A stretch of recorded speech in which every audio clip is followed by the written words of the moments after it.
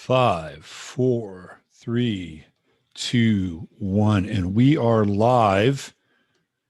What's happening, everybody? It's me, Robert Phoenix, and we're back for another episode of the Friday Forecast with my good friend who has graciously obliged to be here because there was a bit of a gap mix-up in the scheduling for today, and that's the Doge Master himself, Masaki Miyagawa. What's going on, my friend? Hey, happy Friday, everybody. I'm Happy back. Friday. Hey, Friday the Robert. 15th. Yeah, man. So we're gonna get into China today because you and I have been texting back and forth for a couple of weeks now about China and just throwing different things at each other. And I would say that probably about 90% of the things that I had sent you, you'd already seen and kind of gone down that chute. So you're, I think, a really good person to have on this show because number one, you've been to China, right? You've been there. So you know what it's like, boots on the ground. That's number one. Number two, I think you have a global macroeconomic like vision of, of what's going on to the best of your ability and our ability. And number three, we're going to get into China's chart. And you have the esoteric skills to be able to talk about it at a high level. So I think you're the perfect person to have today. So let's talk about your past with China. When were you there? How long were you there for? And ostensibly, why were you there? Were you working for the CIA? I'm just curious. No, I'm just kidding. Well, let me tell you, Robert. I was at Peking University. Yeah. In Chinese, they call Beijing Dashui or Beida. That's like the Harvard of China, and there was a lot of intel agents that were students. No doubt. Yeah. Looking back, but okay, so I was going to UCLA, and I was taking Japanese language and Chinese language. Uh, but there was too many anime nerds in the Japanese department, the Japanese East Asian languages. So I switched over to Chinese. Chinese was not very cool at that time. Well, it was mainly like Chinese Americans taking it. Right. And my family background, my mom's side Buddhist priest for like 400 years. We were military before that. They call samurai. Right. So Japan, a lot of the East Asian countries, Japan, Korea, Vietnam, have strong, influence from China. So that was the reason I was interested in going to China. I was hoodwinked by the state media, CCTV. I'll be watching with late night. I was like, China seems kind of cool, and then I got there and I was like, oh wow. So when was this? Coming from a Western country to go to China in the late 90s. So this is the late 90s. So they've gone through Tiananmen Square, right? Mm-hmm. They've quelled the uprisings a bit there. They're trying to be it was developing fast, Robert. It was developing fast. Yeah, they're courting big time American business and expansion and globalization. Well, let me tell you something. And that's Clinton era, right? I mean, that is Clinton era. Oh, Robert, I was there when Clinton visited the Peking University.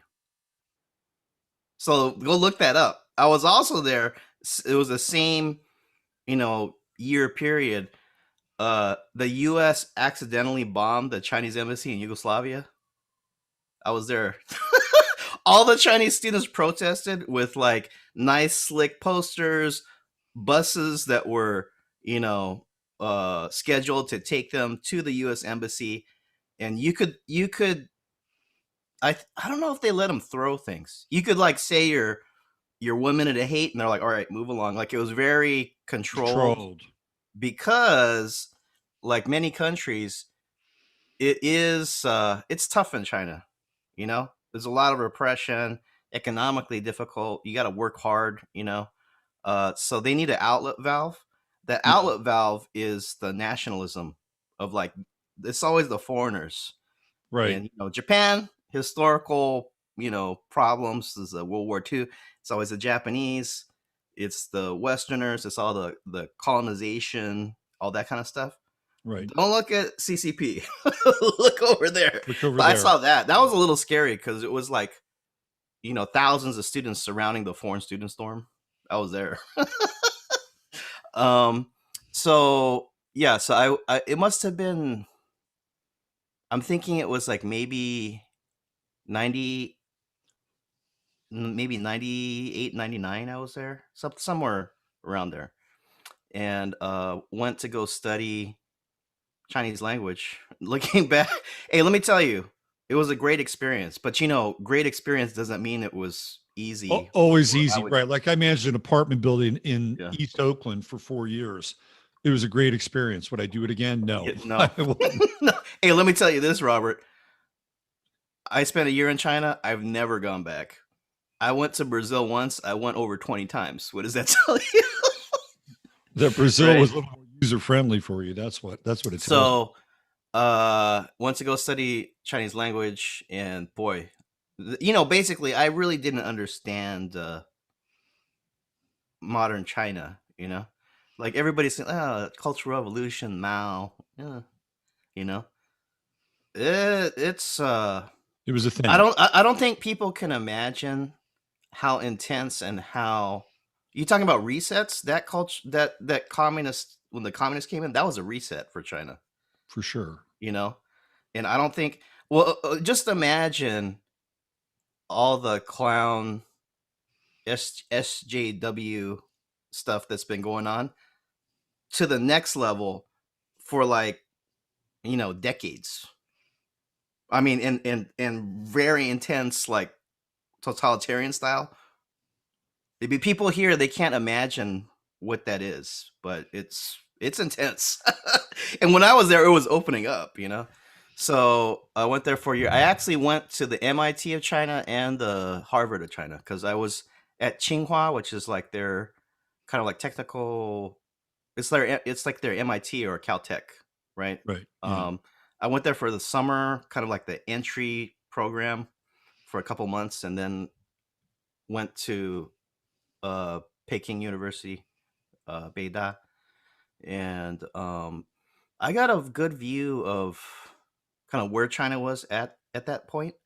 And basically, they were. I think they started opening up maybe in the 80s, but it wasn't to the level of like the 90s, and then obviously, became the world's factory, right? Yeah. But China, the People's Republic of China, they were founded, I believe, October 1st, 1949. You got the charts, but I believe Yeah, that we'll get into it's a chart. Libra country. Okay. Yeah. Libra, friends with everybody, but working to their advantage, right? Right. Absolutely. So,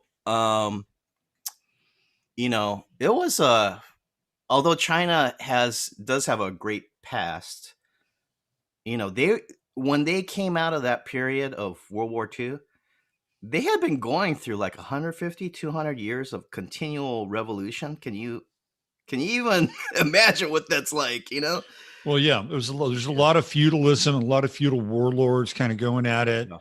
These turf wars where, one dynasty is kind of clashing with the fading dynasty from another time. And, these families, maybe they're dragon families or whatever. Yeah. So it's a big internal constant kind of reshuffling and power grab. I would say, Robert, the Western expectations are totally different than the Chinese expectations of what is the ideal. Because here, I think people, from like the Magna Carta, right? Like, I have rights. You can't do this to me. Or, I demand certain things. In China is basically, if you have a roof over your head and you got food to eat and you're doing well that way, you're not starving, like, what more do you want? Right. You've got that. Now shut the fuck up and get in line. Yeah. So, but now we're coming to where that social contract for them is being broken. So I would say the greatest thing, or the greatest fear of mainland China, is what they call Luan, or I don't know if you ever saw this movie, the Kurosawa movie. It's called Ran, RAN. Oh yeah, Well, yeah, Well, amazing. Ran in Yeah. Japanese is the same character. It comes from Chinese. It's called Luan. And Luan Robert, is chaos, which is where we're in now, right? Right. Because the thing is that I think Europeans might have a better sense of this than Americans, but America's a very young country, although it's like what, a couple hundred years old. But China has been through thousands of years of rise and fall of dynasties and civilization. So it's like in their genetic memory. And the people, they didn't really move like the Chinese there. They've been experiencing the rise and fall and pestilence and war and mass death and all kinds of stuff. That's why Chinese, they have such a world famous cuisine. It's like, well, how do they put the bamboo shoots, and how do they put, it's called famine, because Right. Right. when there's nothing, it's like you'll start throwing anything in the wok and start cooking it up. Right. Um, Exactly. Yeah. so that I think is something that people have to understand, is that there is, that is like a gut primal driving factor of the Chinese character, is understanding that this has happened and this could happen again. Of Right. basically total breakdown, which is that's what's happening now. It's, Yeah. it's the whole world, but China, I think, is the first major country of that scale to be visibly entering a collapse. Well, they've taken on the economic seduction of the West, right? They've taken that on. They became the hub of Nike and Levi's and all these other places, and that brought them a fair amount of prosperity. Right, there was a lot of money being made, Mm-hmm. and that intrinsically, like that, didn't really happen in Russia. When Russia was the Soviet Union, they were making a ton of money. There wasn't like outsourcing and manufacturing going on in Russia with America. There might have been some, but not to the degree with China. So when you see what happens with Russia, it's not really because they have this influx of capital. What happens with Russia is very, very different. But in China, they have this huge, massive influx of capital. They have to manage their population so that their population gets a taste of it, but they can't give them too much, because if they give them too much, the Libra in the country, like the scales get tipped too far in the other direction, and now they're becoming westernized.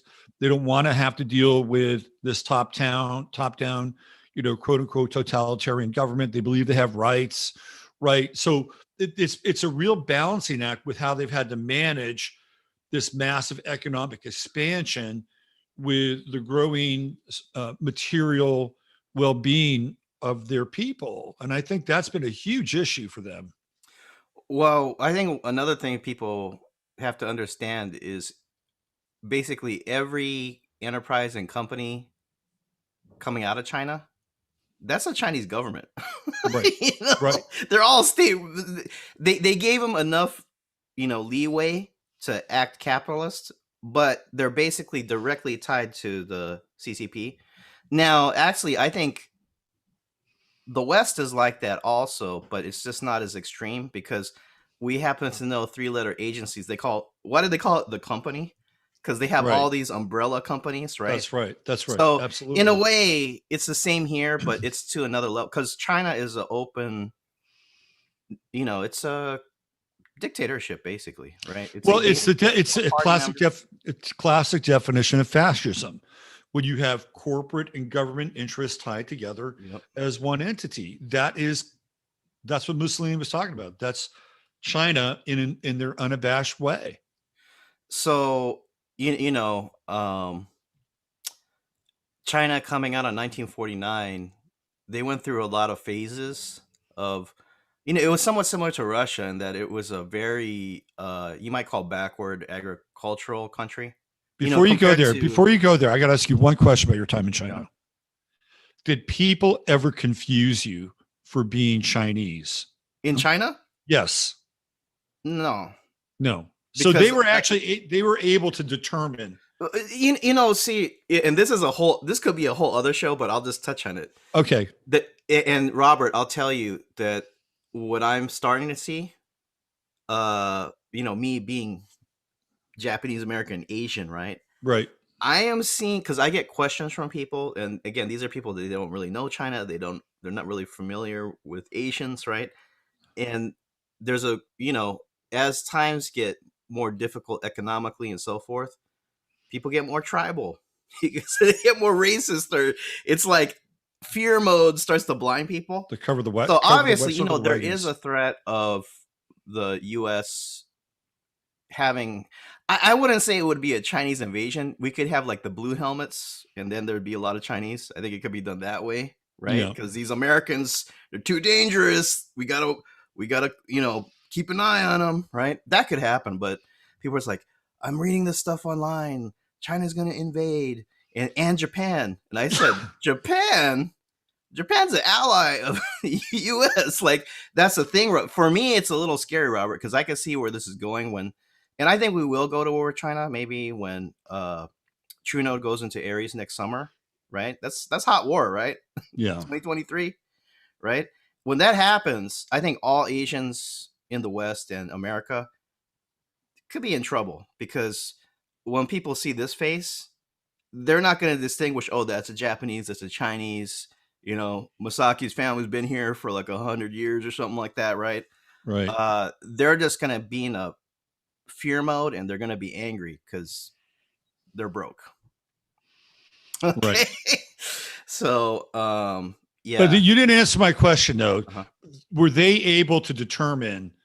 Oh yeah. Well, I just had to throw that out there though, because that is, my family was imprisoned in U.S. government concentration camps because of this. But what I would I would say what a lot of people aren't aware of is that there's different kind of like cultural spheres within Asians. Obviously there's a different country, but one major division is what, the steppe culture, which is very similar to the Slavic Cossacks, the Mongolians, the Kazakhs, Korean and Japanese are all interrelated.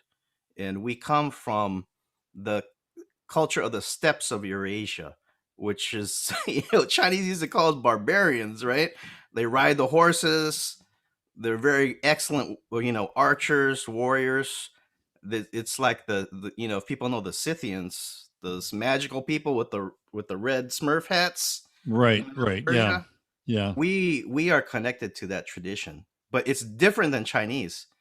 For maybe like 2,000 plus years, there was always wars between these steppe Asians, which Mongolians, like the Khans, right, and China. And China was always getting their ass handed to them by these barbarians, because it's like the sedentary city farming life versus these wild nomad kind of culture, right? Right. But the face of these kind of steppe Asians is a little different than the Han Chinese, because in China, what people think of as Chinese is this ethnic group called the Han Chinese. And China has like, I don't know how, it must be like 100, people could look it up, but they have many ethnicities. Okay, they even have Russians in China.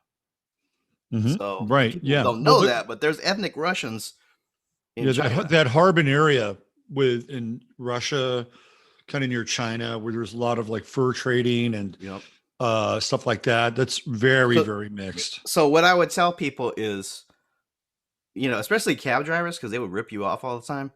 I would say, oh yeah, I'm studying at the university and my mom's Japanese, but my dad's Chinese. Oh, they would love that, Robert. They're like, right on, man. Your dad was sticking one to Japan. Because, I don't look to Americans. I probably, oh, you could be Chinese. Of like, they know, they could tell the face. So yeah. I didn't mean to sound ignorant, but I just thought it was kind of an interesting like dynamic, right? Because even Robert, the from North to South China is different, because North Chinese, the stereotype as a generality, Northern Chinese tend to be taller, thinner. They say that women have a more like beautiful face. Southern China, they have more of that kind of like the South Asian influence. So, or like how you say, they have more of like, people from the what do you call them, like Malays from like Indonesia, that kind of influence. So they're typically a bit shorter, they're darker melanated, and the women have more of a cute face, but not like a northern Chinese, more of like a refined, tall, lanky. That might be from the influence of like white peoples from more of the north, I think. But Right. even within China, there's I think there's many peoples that make China, but the Han Chinese are what people consider Chinese. Right. So yeah, China, they were basically, they had industries and factories and things, but it was far behind Western countries at the end of World War II. So you had many phases, and of course, Mao Zedong, who was, basically the Stalin of China, also reportedly connected to Yale University, Yale in China. And Robert, all them Ivy League schools, they got rich, or they were able to build those universities from opium money. Right. And Yeah. the same Ivy League, Yale, supported Mao, and they're connected to the opium. What does that tell you? You're starting to see these connections. But basically, Mao had various programs to fast track China into, a modern industrial state. But a lot of these policies were disastrous.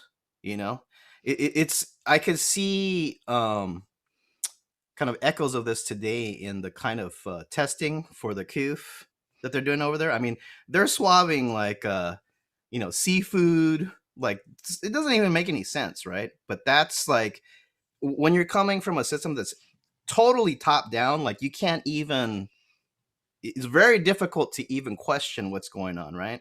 Like, look at what happened in the last couple of years here. Now take that to like a total dictatorship state. But the thing is Robert, it causes problems, because when it's always like, just make up some fake figures just to please the higher ups, Right. when it gets to a certain stage, the implosion's like much worse. Because nothing, that kind of, they call command economy, right? When it's all top down, it doesn't work out that well. But basically, Mao, he had many policies. People could, look through some documentaries or Chinese history, but just stuff that really didn't work. In the end, of course, they did modernize, but it was to the Chinese people had to suffer a lot. Like, one of the things they did was, Mao wanted to have a modern, steel industry. So, refining metals and that kind of stuff. So they said, okay, everybody, you have to turn in, basically all the kitchenware and metal things in your house. They melted it down into this Wow. pig iron. But guess what, Robert? You can't do that. You just end up with a lump of some metal you can't even use. And you know Right. what they did? Because people couldn't cook no more. You couldn't even have a wok in your house, right?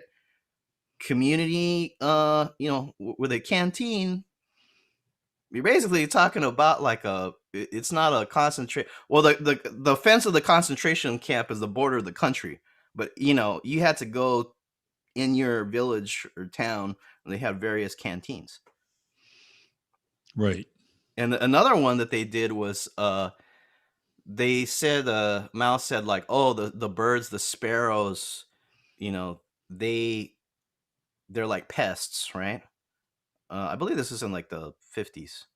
And so that was the word. The great leader says the birds are the problem. So they went out and like banged pots and pans, and until these, the birds, the sparrows, they just got tired. They'd be flying and they would just drop dead, and then, they would eat them. And guess what? You know what happened after all the birds were gone? I think you probably heard of this, Robert.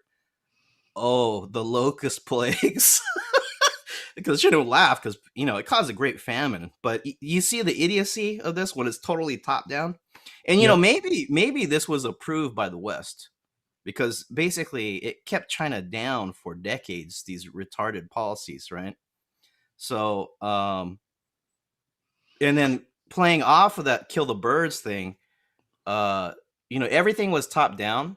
So they would report the agricultural figures of the harvest, and then the higher ups would go like, "Oh, great! Well, we're going to start to export this to get cash, from foreign trade, and then they want you to produce more." So the people in the rural areas, they would have to produce. That's what you have to do because it's all top down. It's very like military style thinking, right? Mm-hmm. And they would keep writing, okay, the crop increased more this year, but in reality, it was either the same or you could even have a bad crop, right? But you can't tell that to the higher ups. So what happens is they say, great, well, we're going to export even more. And you know what this resulted in? It was, I don't even know how many people died, Robert. But you have to know, and this is one thing that a lot of Westerners, they don't realize. The number of people that have died under communist regimes is far greater than any Nazi, which is quite incredible, but that's the truth. And Yeah, a lot of it was that through famine. evades the conversation in the general Yeah. scheme of things. It's always what happened in the camps okay, we got numbers there, whatever those numbers are, but they conveniently forget to talk about the millions of lives that were ruthlessly eliminated during these various cultural revolutions, particularly with Mao. Yep. Yeah, you're absolutely right. And so, there's so many little factoids and things, but then you come up to the, I would say the 80s, could be late 70s, 80s, but it kicked off the opening of China to the West. It was basically, I think, with Henry Kissinger, right? And Well, Daddy Bush, they went. So it's Nixon.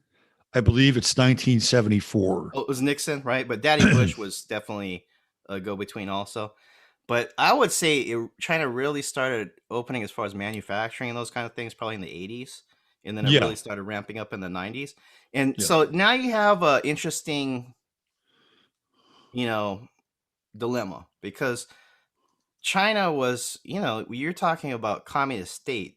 I mean, it is serious. Like everything, hey, Robert, you want to go see some entertainment, some show this weekend? Great. What is it? Well, it's the East is red, and we're going to see these ballet dancers with like guns and like the Mao outfit, and everything is like basically state propaganda, like totally, right? Everything has to be on. Does this sound familiar? Everything has to be on message. It's totally boring because the artists have no freedom. It has to be all for the state and the communist revolution, right? So it was like that for since 49 until like started opening up so you're talking like 40 plus years, right? Right. People couldn't even buy or they really couldn't wear you didn't have a variety of clothing, Robert. You had two choices. You had the blue Mao suit or the olive green Mao suit. That was the only choices people had to wear. Right. I mean, the level. This is like living there. Especially, see, now you really wouldn't get that, but when I was there in the 90s, it was that transition. When you were there, that's kind of like that was their haute couture. You could see the old system fading out and the new system coming in. So, right. I mean, even very typical. They probably still have it today, but it was much more prevalent back then. Basically, communist slogans written in red in the Chinese characters, and they would be big on the walls. Mm-hmm. For the people, marching towards the future, whatever, and so you have this dilemma of everything was so, very strict and very, it would put people in fear because, people go look up the Cultural Revolution. That was a period when Mao activated the youth, right? They call these, what were they called? The red, you know what I'm talking about? It was all these like high school to college age people. Yeah. And you would be called a capitalist roader. Your thinking is anti-revolutionary. You're basically at every moment you could be called out, and the young people were even turning their parents in. It was like that. Because, It was Mao's Red Brigade, right? I mean, that's what it was about. and he specifically petitioned the youth of China to start turning people in, turning their parents in. It was a heavy scene. And it's not unlike what we're experiencing now. Yeah, so it's Like, the Red Guards. The Red yeah, Guards were these young people. But basically, from that kind of like so heavy, like you have to be on your Masonic square at every moment, right? Your communist square, because even in the home, if you're like, you tell the village leader, they're like, hey, my dad, he's been sneaking some tacos. He went to the yes, canteen or whatever. It's like that. It's like every thought has to be on point, right?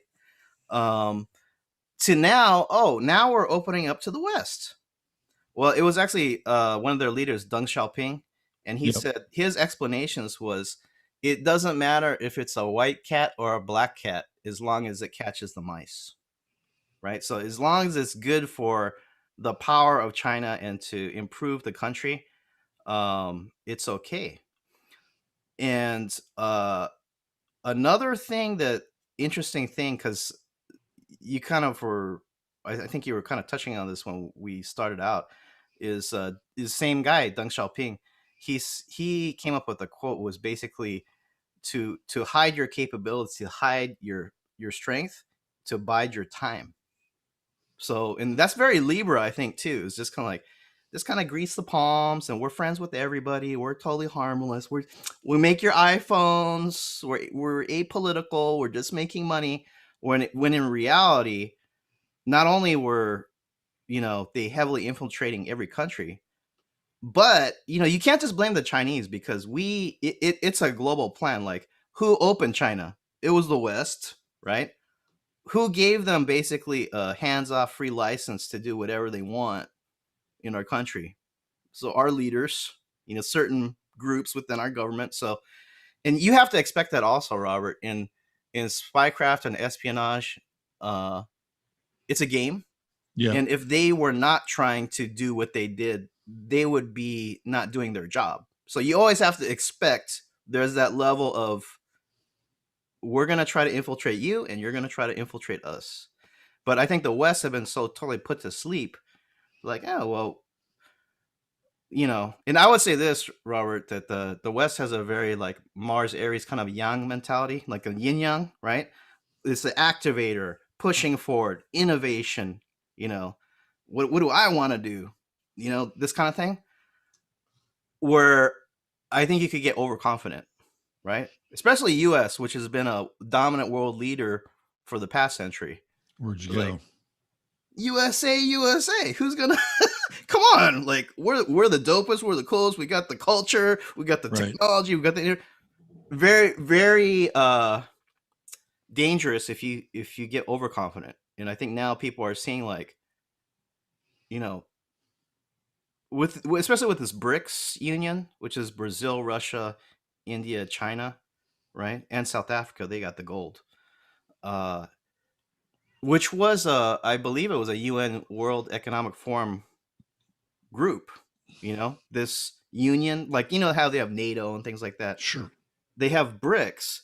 If you have just China and India, that's over half. That's a big chunk of the world already, right? You're talking Yep. each country has a billion people. Yep. So, what Americans probably don't realize, or people in the West, is that I think this has been set up this way, where and this gets sort of into the esoteric thinking, the Gog Magog war, where it's Mhm. basically every country in the damn world starts attacking America. And Right. esoteric Israel is it's United States of America, United Kingdom, and the state of Israel. So Right. that's the Gog Magog war, Yeah. where Absolutely. every Yeah. country in the damn world attacks Israel, but Israel is us. Right. You know? Right. Yeah. For sure. Um, so there are a couple interesting things here, because I've been trying to. It's very interesting how the internet works now, or rather, doesn't work. Well, I could touch on the Soviet connections to China also, Robert, and the Let's Jesuits, if you want. Okay. Let's do that. Mhm. Let's do that. Let's talk about that. Okay. And there's a couple of Americans that are like key in terms of the development of uh, communist ideology and the interface with the West. There are two Sydneys that we can talk about. One of them is Sidney Rittenberg, and the other one is Sidney Shapiro. Why don't we start with the Jesuits, Okay. and then we'll talk about the Russians and the communists. Well, let's go there. Okay, so we're talking about China, right? But what is China? That's the thing. What is China? Who runs China?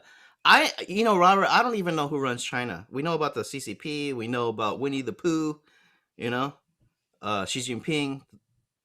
But what's behind that? I don't, I live there. I look at this every day. I still don't know. We really don't know who really runs China, Um, and quote unquote China, they were being infiltrated by the Vatican and the Jesuits from the 1600s. So very famous, right? The so-called Jesuit conspiracy.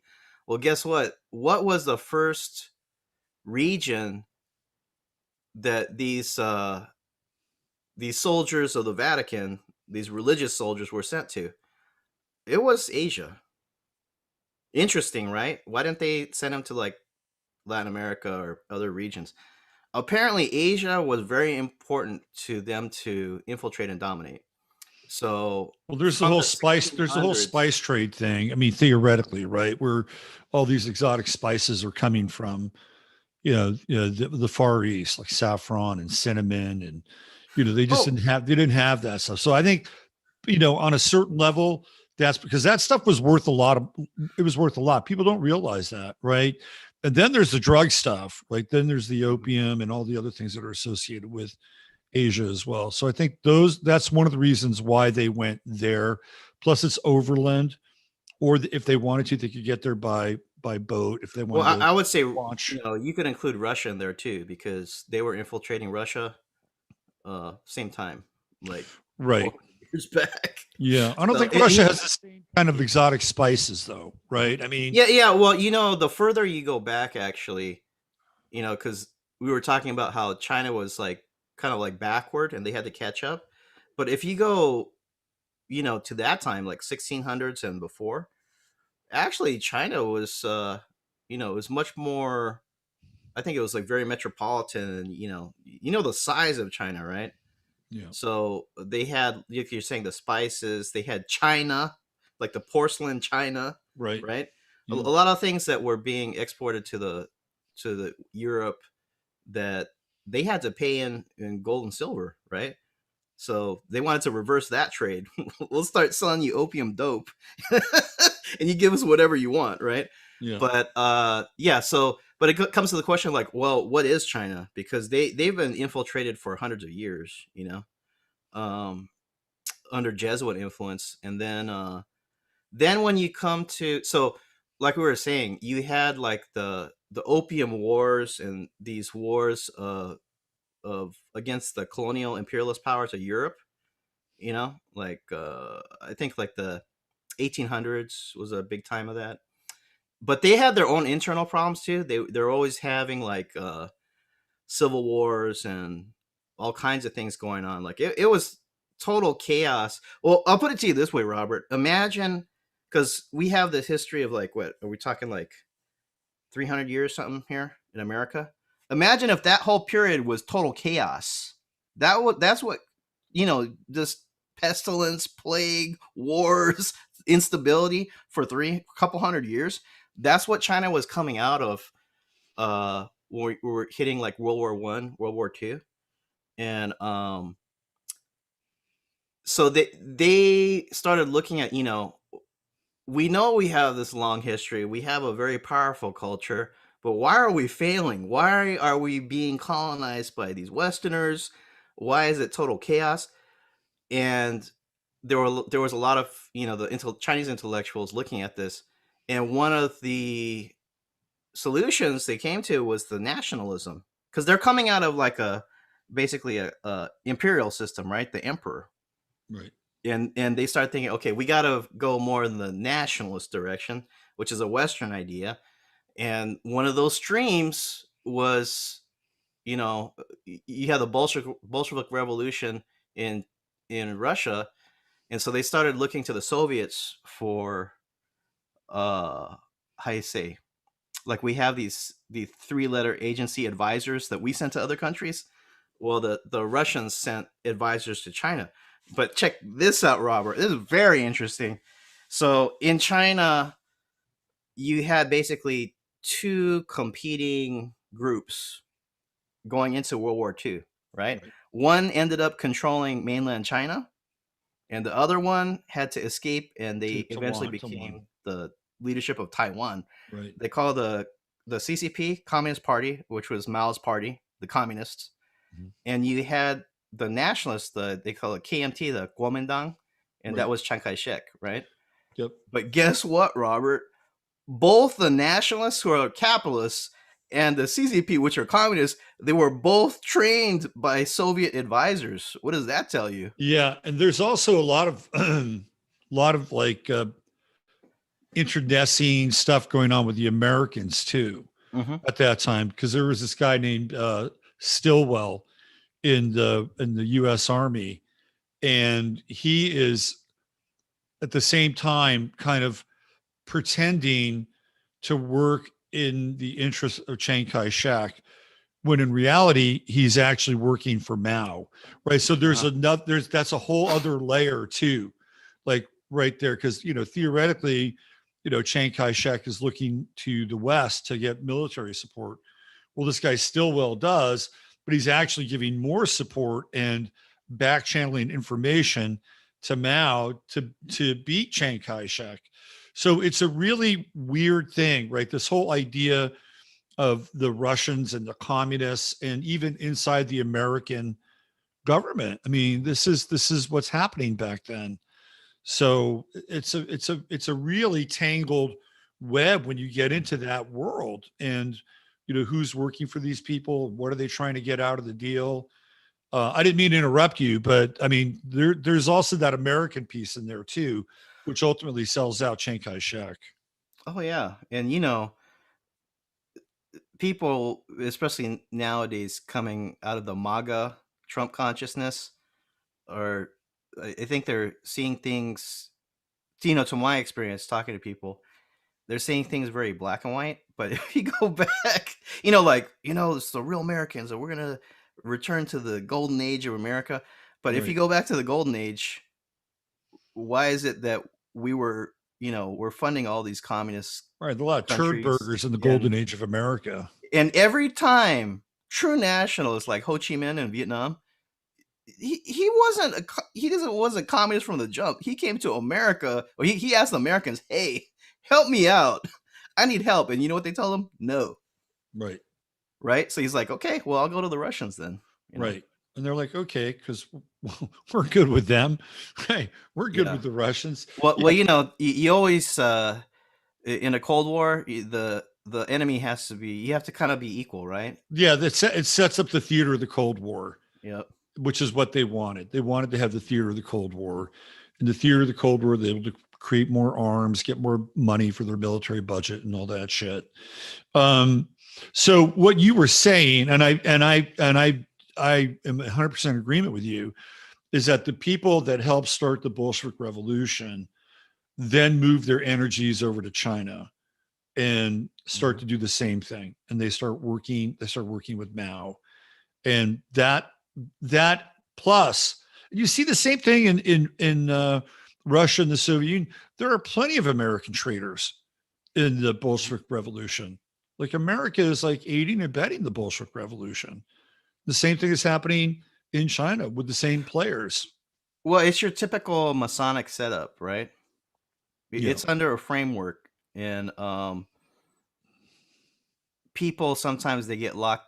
If you're getting into like Republican, Democrat, us versus them, the liberal, conservative, yeah, there's a reality to that, but there's also a reality to the Masonic system. Right. So uh, the thing is that they always use the polarity, or the two sides that play off each other, And you could even make the argument, this would disturb some people, but you could even make the argument that because you have, coming out of the French Revolution, we get these terms of the left and right, and that comes from the Masonic tennis court, very famous, right? That they were having these debates, and the Freemasons that were on the left side of the court, who were the Jacobins, they were basically the communists, right? They were Yeah. on the left side, and the more libertarian Freemasons, the Girondins, they were on the right side of the court. Like Guess Lafayette. what? They're all Freemasons. Right. So you could even make the argument that actually the modern capitalism that we have is actually set up to go back and forth and play off each side to get us to the point of the AI to push it into this kind of like techno communism fascism. Do you Right. understand what I'm saying, though? Of course, It's like yeah. they knew the higher ups, behind the curtain. They know you can't get to the level we got to on pure communism. You need capitalism to get the technology and everything to the point, You and need then the they ca- flip you need it. you need the capital. That's what Yep. you need. Yeah, Yep. absolutely. So to the people, since we're in this kind of exploratory stage with China, to the people that really jump out are Sidney Shapiro and Sidney Rittenberg. And Shapiro is a really key figure here. And I'll just go to his Wikipedia page. He's an American born Chinese lawyer, translator, actor, and writer who lived in China from 1947 to 2014 and lived in Beijing for more than 50 years. Became a member of the National Committee of the Chinese People's Political Consultative Conference. He's one of the few naturalized citizens of the PRC. He was born in Brooklyn, December 23rd, 1915, Ashkenazi Jewish descent, went to St. John's University. He held citizenship from 1963 in China. And so basically what happens is he gets kicked out of the United States. This is a very light touch. Wikipedia is always revising their pages, right? Shapiro was also an actor in many Chinese movies, becoming typecast as the American villain. So he actually had a role to play in more ways than one. But he's a pretty influential character, and he basically gets kicked out of the United States. And he's like, okay, I'll go to China. I'll hang out there, and I'll help them become modernized and translate and do all the things that they need me to do. Sidney Rittenberg, here's another guy, and there's more. There's a handful of these people. There's another guy, American journalist, scholar, Chinese linguist. He was in China from 44 to 80. Worked closely with Mao Zedong, Zhu Di, Zhou Enlai, and other leaders of the Chinese Communist Party. Right. So, early life, born in a Jewish family in South Carolina, son of Muriel Sleuth and Sidney Rittenberg. And he basically goes on and, doing interpretation work for Mao. Right. He becomes a communist in Chapel Hill and eventually moves to China. And here we go. On his release in 1955, Rittenberg remained a supporter of Mao and actively enthusiastically supported the Great Leap Forward, which is what we're talking about. Later, he was supported the Cultural Revolution, briefly associated with Mao's inner circle, leading a group of rebels to take over state broadcasting institution on April 6th, or April 8th, 1967. So these are American radicals, right? And there's a whole list from here. Edgar Snow is another one, right? He's another American who's kind of instrumental in setting things up in China, translations, spycraft, whatever they need, right? And that's just a handful. So, and these people are basically American trained Marxists, and we can see the relationship going on between, these two countries pretty clearly. Well, this is not against anybody, but I think it's known even in the general public. There's some kind of cultural resonance between the Ashkenazi community and Chinese, because what is the famous ritual they do on Christmas? To go to Chinese restaurants. They go to Chinese restaurants, right? Yeah, and there's a lot of similarities as far as like there's a high priority placed on education, you know, working hard that way, because every community in general, they have their inclinations. So me growing up in, well, even you growing up in the Bay Area, but me, a lot of Latinos, Mexicans down here in Southern California, right? Yeah. It's not that one is better than the other, but there's an inclination, right? Like working class, like a lot of Latinos, it's like, hey, as soon as you get out of high school, you got to start working, Get a job. Yeah. Start Whereas having like kids. Yeah. there's other groups, especially like Asians, right? They're like long game. You got to work hard, get your degree. It's just a different cultural inclination, but there's definitely a cultural resonance between the so-called There's a Confucian crossover and between the two. Chinese. Like you and I have talked about this. Like when a Chinese family finds out their daughter is marrying an American, and then they find out that he isn't Jewish, they're disappointed. Right. Right. They're like, couldn't you have married a Jew? Um, I would say this too. It's not just that, but I think especially with the whole communist thing, there's a Sabbatean, which is that occult level of resonance, right? And right.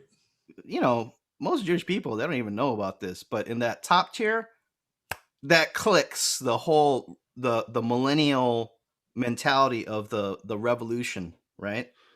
That's coming out Yeah. of like Yeah. occult Kabbalistic beliefs. It is. It is. It literally Sabbatean Frankism is a sexual revolution.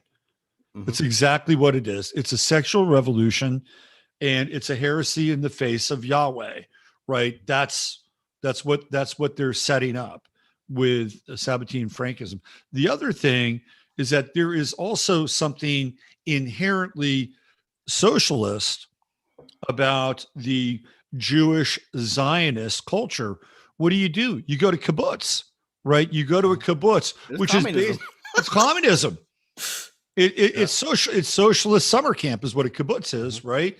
So there are these crossovers between the two cultures, which make them it's an easier fit for somebody like Sidney Rittenberg to do the big FU to America and go to China, because a lot of those principles and a lot of those ideas and ideals, they're already baked into him. They're baked into his upbringing, right? It's a revolutionary culture. He's studying comedy, becomes a member of the Communist Party in North Carolina, right? It's just a little slight skip and a jump and not a big deal. But what you were bringing up, which I think is the important point, is the influence of these two groups, the Jesuits and the communist Bolsheviks who come in and help form China, the China that we mostly know today, which has gone through a couple iterations. Well, the whole communist ideology, it's pure materialist, Yes, which I never thought of good this point. when I was It's a good younger, but point. I Yeah, I see this today. Another word for total 3D materials thinking, Robert, you know what that is. It's called Satanism. Okay. right. And you can even break it down to the hammer and the sickle, the classic communist symbol logo. Mhm. Well, isn't that like Mars and Saturn? Yeah, the sickle. Right. The sickle is Saturn. Is it hammer The hammer's Mars? Mars. Yes. Okay. Mhm. So those colors, it's Saturn is black and Mars is red, right? That's right. Yeah. Would be very Def- familiar to people in the Church of Satan or Aquino's Temple of Set, because black and red, those are the satanic colors, Robert. Right? right. Yeah. And Yeah. our friend Ra Castaldo, he talks about the Benandanti and the Malandanti Strega, the witches, which are interestingly called the Mago and the Maga. Hmm. Those are the Interesting. magicians in Italy, right? Right. Maga, Right. right? Right. Yeah. But the Malandanti, they wear a black suit and a red tie. Those are the satanic colors. So, and that is basically, you don't see the black typically in the Chinese flag or the old Soviet flags, but you could see it in the hammer and the sickle. Yeah. That's Sure. that's 666, the pure materialism right there. Right. And Yeah. I'll throw this in too. Because of that, it does not surprise me that if you go look in the history, in the Cultural Revolution in the 60s and 70s in China, because like we were talking about, the famines were so intense that I wouldn't say in the main cities, but in the outer rural areas, there were reports of human cannibalism. I think of course, you get to that point of the total materialism, the total moral breakdown that will happen. But I think it's interesting that they have the flag with the hammer and the sickle on it, and that happened in that country. Right. You know. Yeah. Very interesting. And then, of course, Mao is a hardcore Stalinist. He loves Stalin because Stalin is the strong man and he'll do anything in order to achieve and maintain power. And then Mao has a falling out with Khrushchev, Yep. and Khrushchev is like, "No, we're not going to support your barbaric assault on your people. We're not going to support that." Hmm. And that's right around the time of the Great Leap Forward, and Yep. they have this falling out, um, because Khrushchev has a different. Khrushchev's an interesting character because he's ready to undo a lot of the sort of satanic grip that Stalin and communism has placed over his people in parts of the world. He's still actively involved in building his version of communism, but the Stalinist version of communism, he doesn't want anything to do with. So they have a break here. And one could say that that break was in some ways partially due, it partially resulted in the Great Leap Forward and this massive purge that took place during that time. Well, Mao has this. I think it was Mao came up with this phrase, but it was always like something dot dot dot with Chinese characteristics. So they started saying, it's communism, but it's Chinese communism. It's like communism, but with Chinese characteristics, because they're like, we're doing it our way, and we're not cool with the Soviet Russia anymore. So it was like, so you could say that the capitalism in China today, which is breaking down and imploding, it was capitalism dot dot dot with Chinese characteristics. Right. Yeah. I mean, once Stalin died, Mao saw himself potentially as the new Stalin. Hmm. That it's like, okay, this strong man that represented the iron fist of communism in the world is no longer here. Khrushchev is not playing that role. I'm going to play that role. Hmm. And then we have the Great Leap Forward, which is obviously something that Stalin wouldn't have had any problem doing. Right? You go, oh yeah, we'll do these show trials. We'll have these kids turn their parents in, and if they wear glasses, they'll resemble an intellectual, and we'll shoot them. Right? That's exactly what happened, and that's not very. I mean, it's only what 7 years later.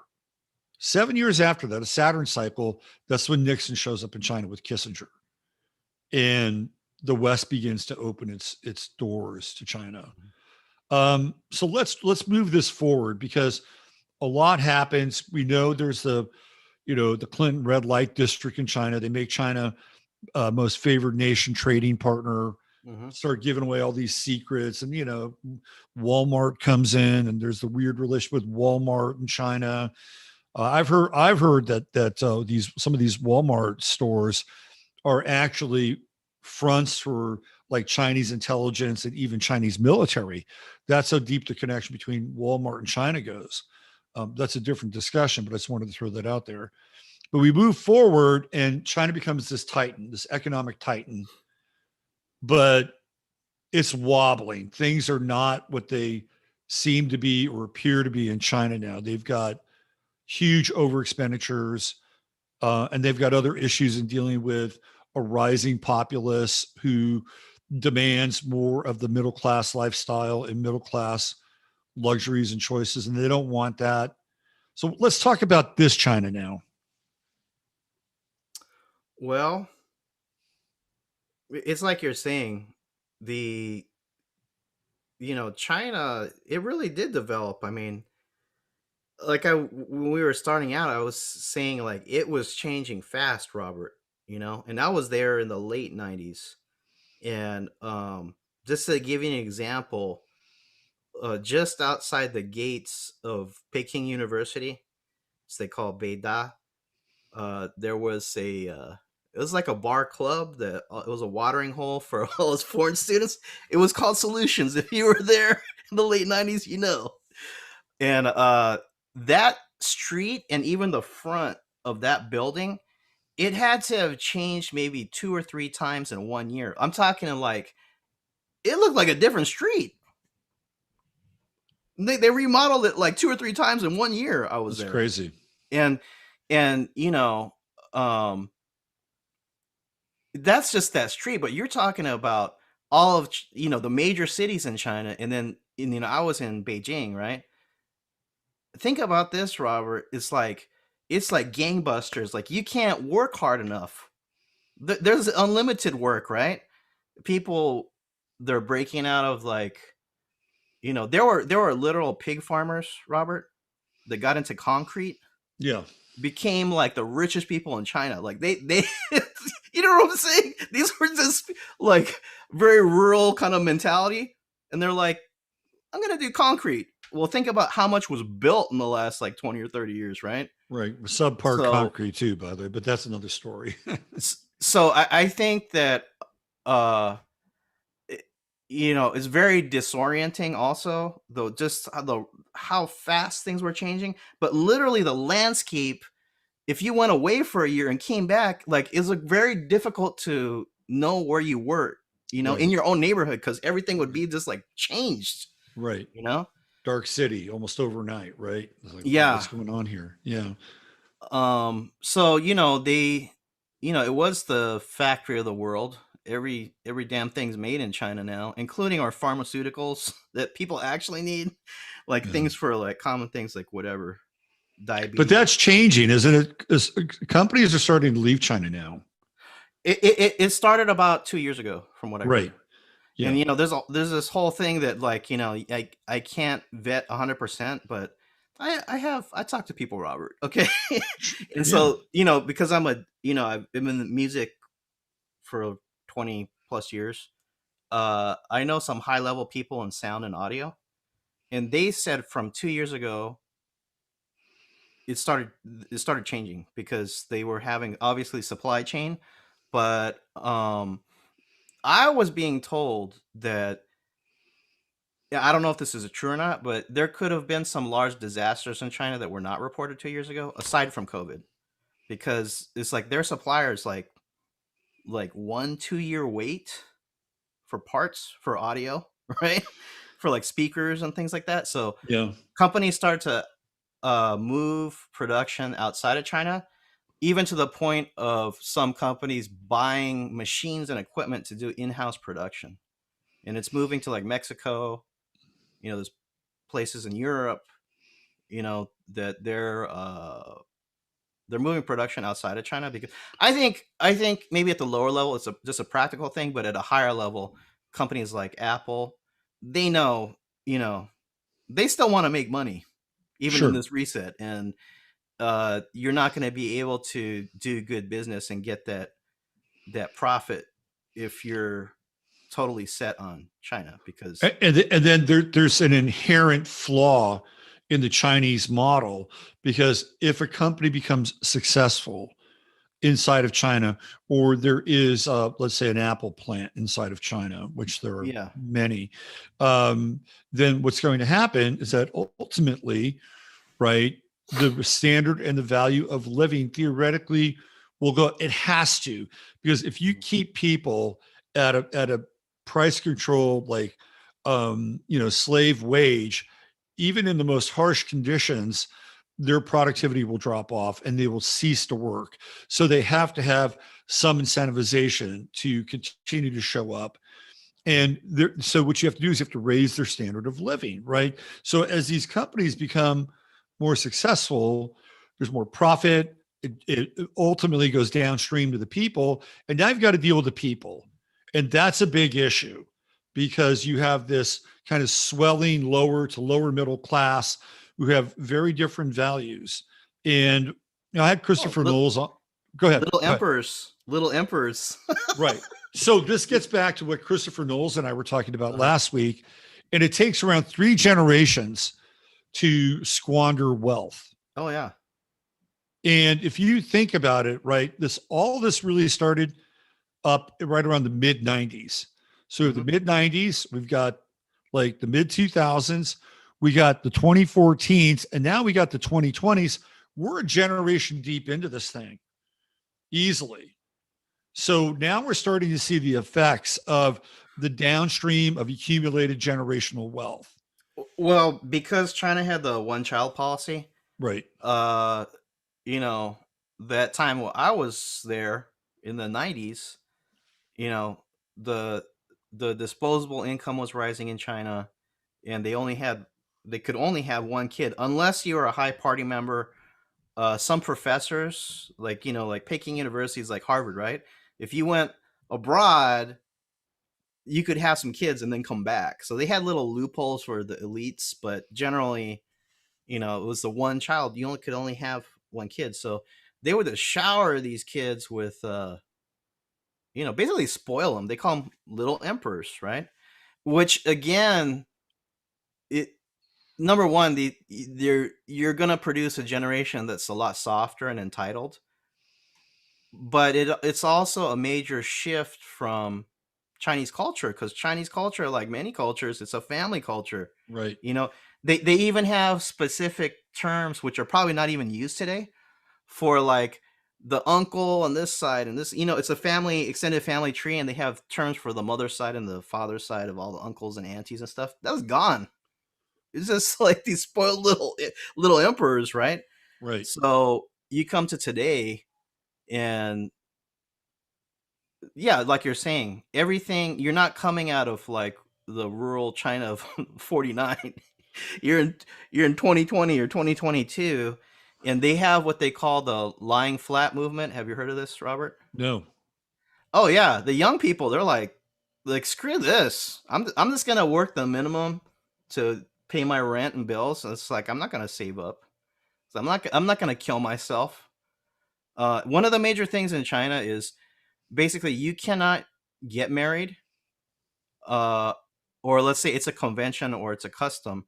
The man has to have his own house, which would be like an apartment flat, you know, and that really inflated the prices, because it's something everybody got to do. Like you ain't gonna get married unless unless you have your own house, right? Right. In Chinese, typically they don't invest in the stock market.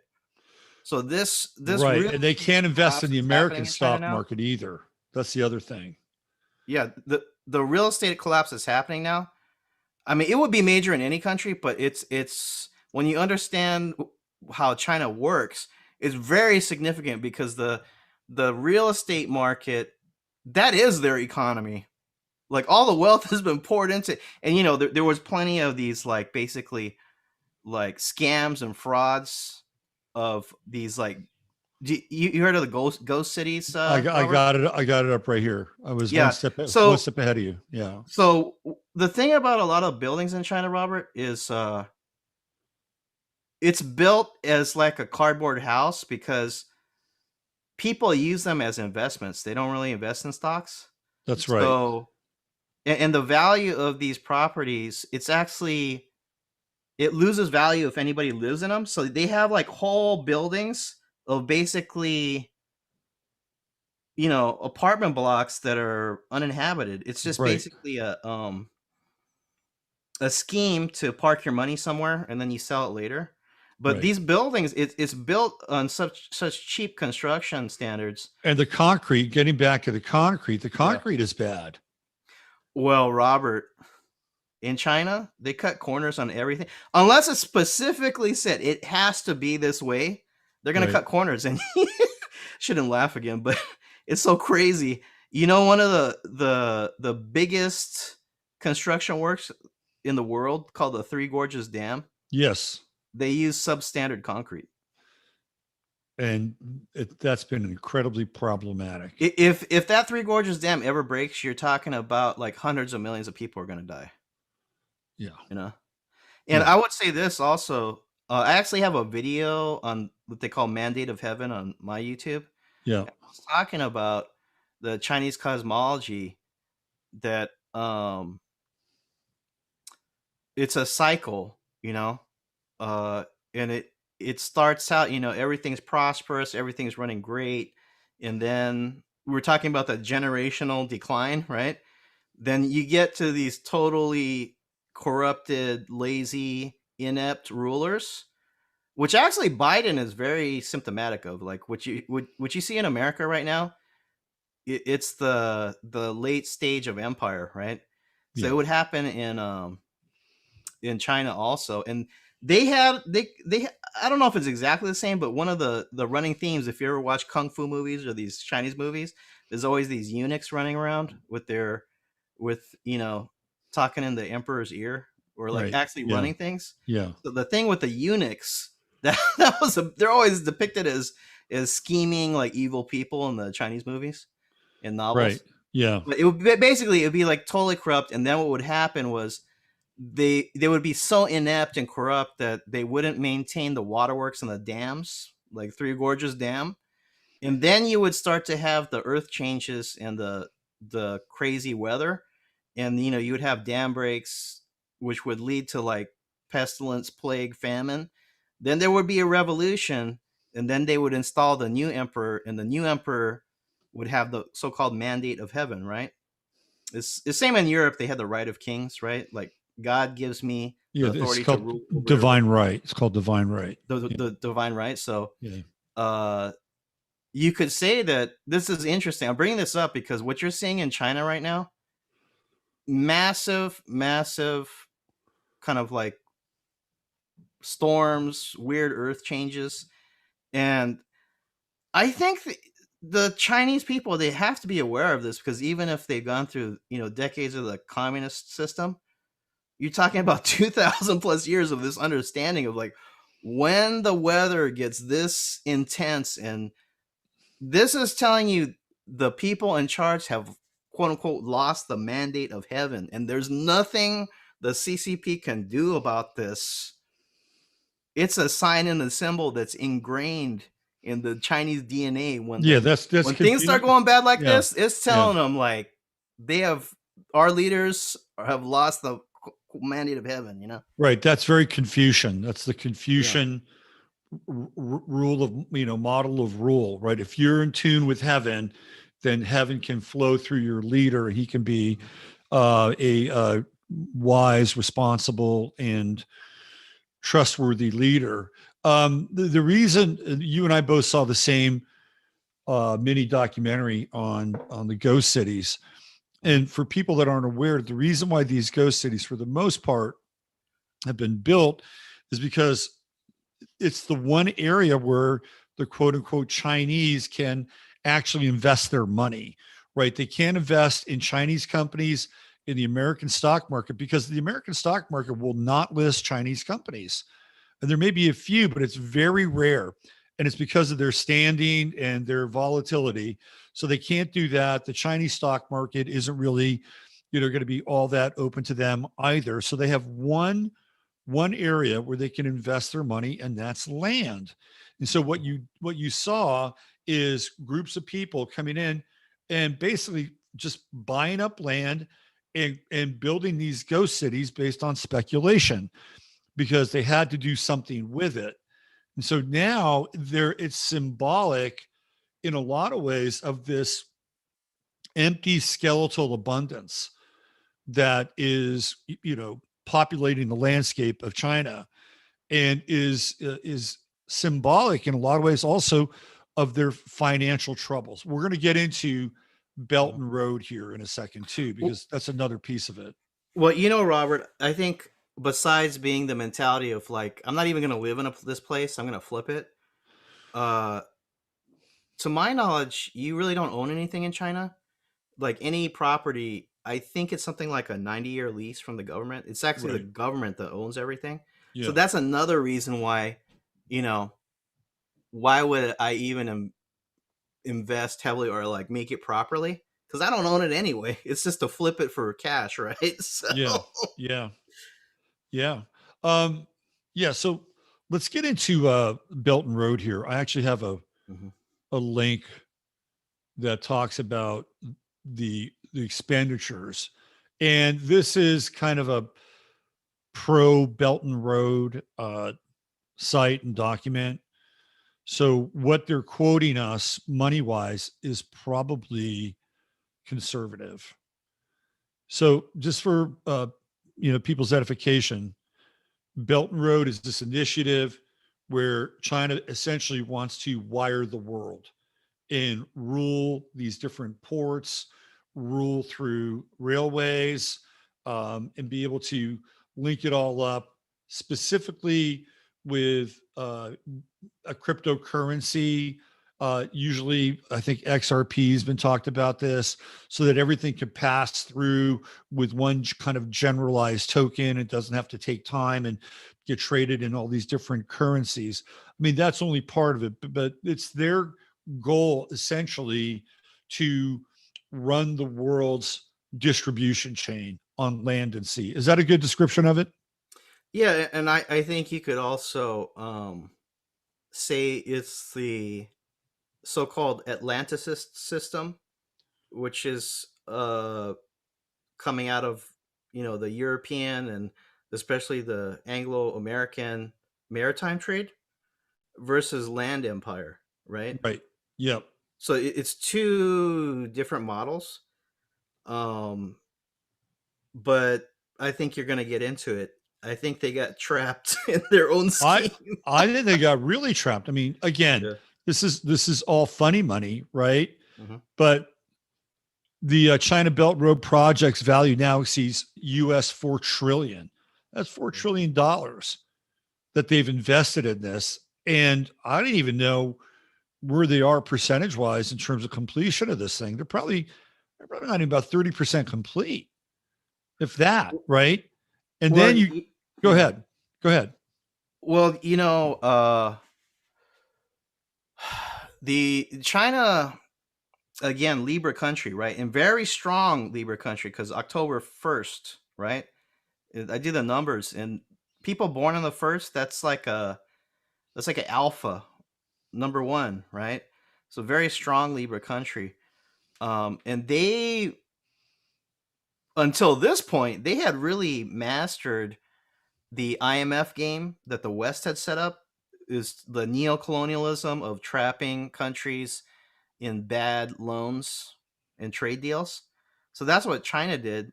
Friends with everybody, the past 20 years doing deals and sending diplomatic missions to Latin America, Africa, and Sri Lanka. Robert, that was one of their projects also.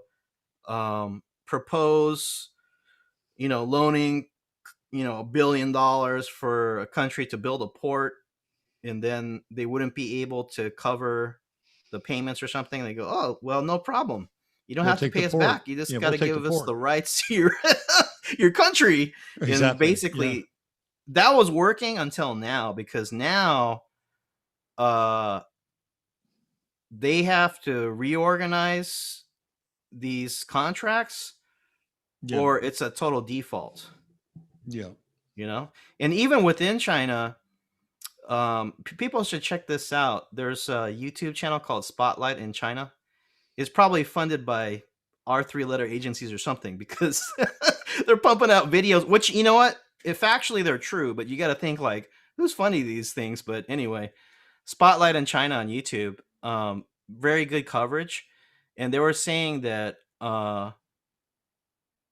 the Chinese people and the companies, actually, they're defaulting on their debt, and the people on the street is like, yeah, their credit's going to go to crap, but they don't care because they don't have any money anyway. So right, why am I going to kill myself to try to keep up with the payments if I'm broke anyway? Right. And that's what you're hearing a lot on the street in China, is that there's people, and these are even people they're like the bureaucrats and civil servants, people working in the banks. They're literally saying it's like the world is ending. And that's significant because, number one, aside from Great Reset, aside from everything that's going on, if we didn't know any of that and you just heard China has collapsed, because I think that's what happened, Robert. The bomb already went off, and most of the people in the world, they don't even understand that. The bomb already went off. China's actually collapsed already. Because none of their moves that they're doing make any sense at all unless they're just trying to keep their system together. Because why would you keep locking people down continuously? It's obviously not a health thing.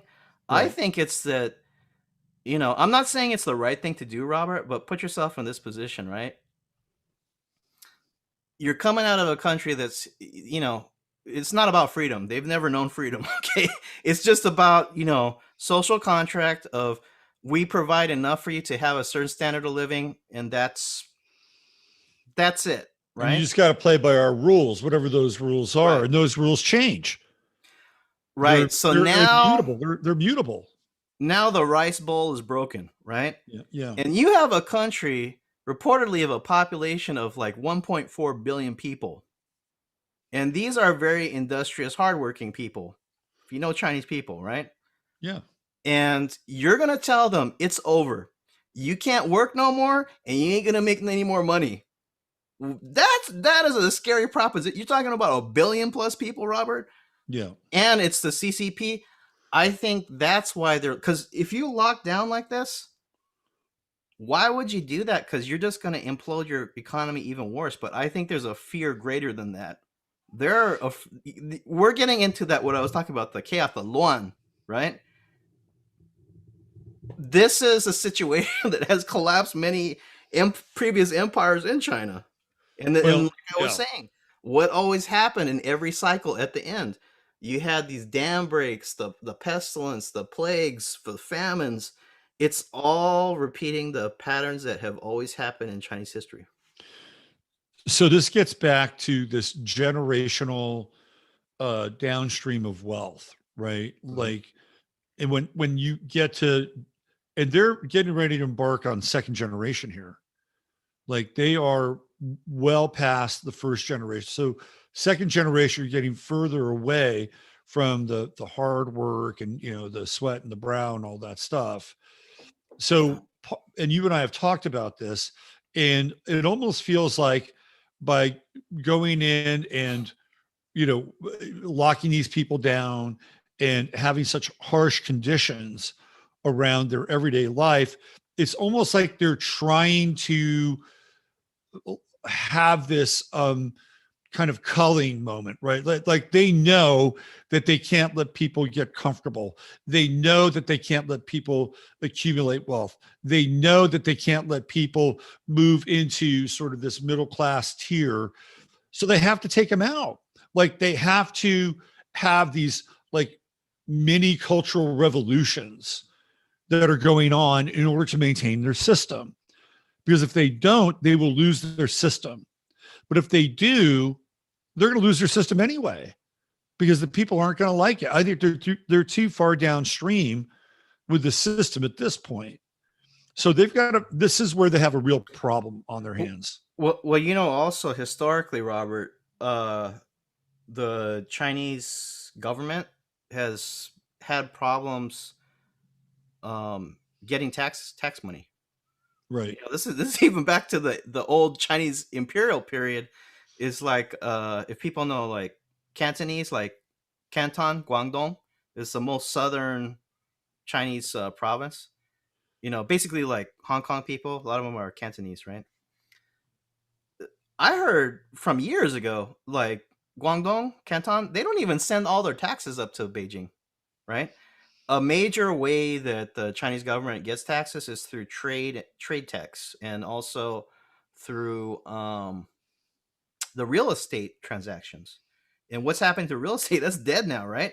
It is dead. Robert, I heard, and this was on that Spotlight in China channel, some civil servants have already gotten their pay cut 40 to 60%. Wow. And okay, we didn't even mention this yet, the bank runs. So bank runs have been going on in China for, it's almost close to 2 months now, right? And it started in rural areas, right? Not in the metropolitan areas, big cities, but, like Fredericksburg or bigger versions of it. But yeah.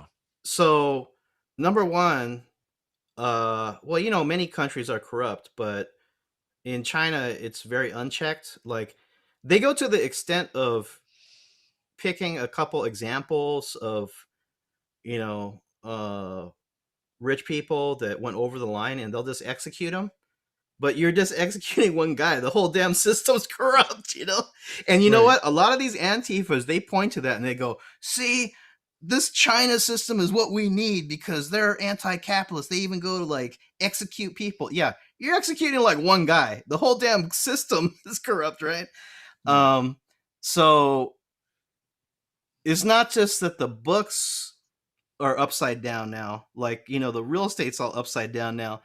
But a lot of these mafias and, you know, organized crime, they were in these banks. So that's another level, right? You just basically talk about underworld mafias that Oh yeah.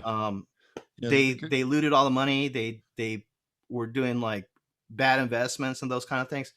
So the thing is, Robert, is that, hey, if the banks go under in any system, you're in trouble.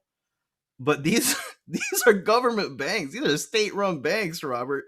So what does that tell you when you connect it to the fact that they just cut people's pay in half? These civil servants. I mean, it is all going south in China. You know. Right. Right. And this is when did they print this? Some interesting statistics. I mean, obviously I'd say it's probably well, last year, 2021. And I guarantee you that this has like the debt has increased. The debt ratio to GDP has increased. So if you look at this right down here, this paragraph, total Chinese debt across household, government, and non-financial corporate sectors rose to nearly 290% of the GDP. I mean, that's enormous, right?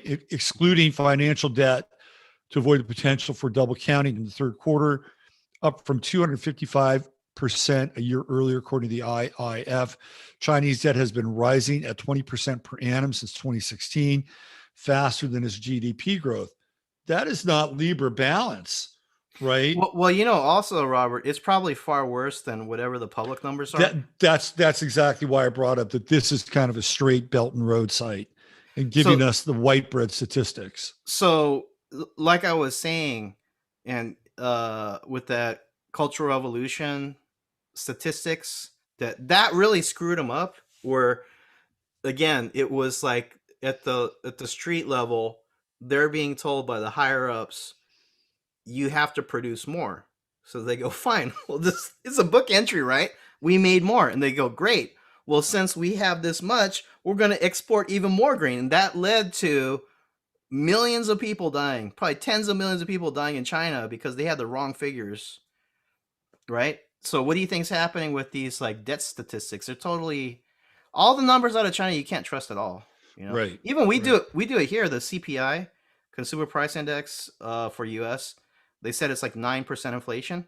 Well, you know, it's probably closer to 20%, Yeah, right? I'd agree with that. Yeah. So, but in China, it's to another level where they have killed tens of millions of people because it's like it's all relative, right? So just make it a book entry, keep the people on top happy until it gets so over leveraged that it implodes. So let's do kind of a global look at what's going on with China Uh-huh. and how theoretically they're going to maintain their um, influence and power in these various sectors. We know that nationally, on an economic level, they're struggling. Banks are closing, right? They're not letting people get their money out. There's no room to invest in terms of real estate. That's all gone. They have no other venue of investment.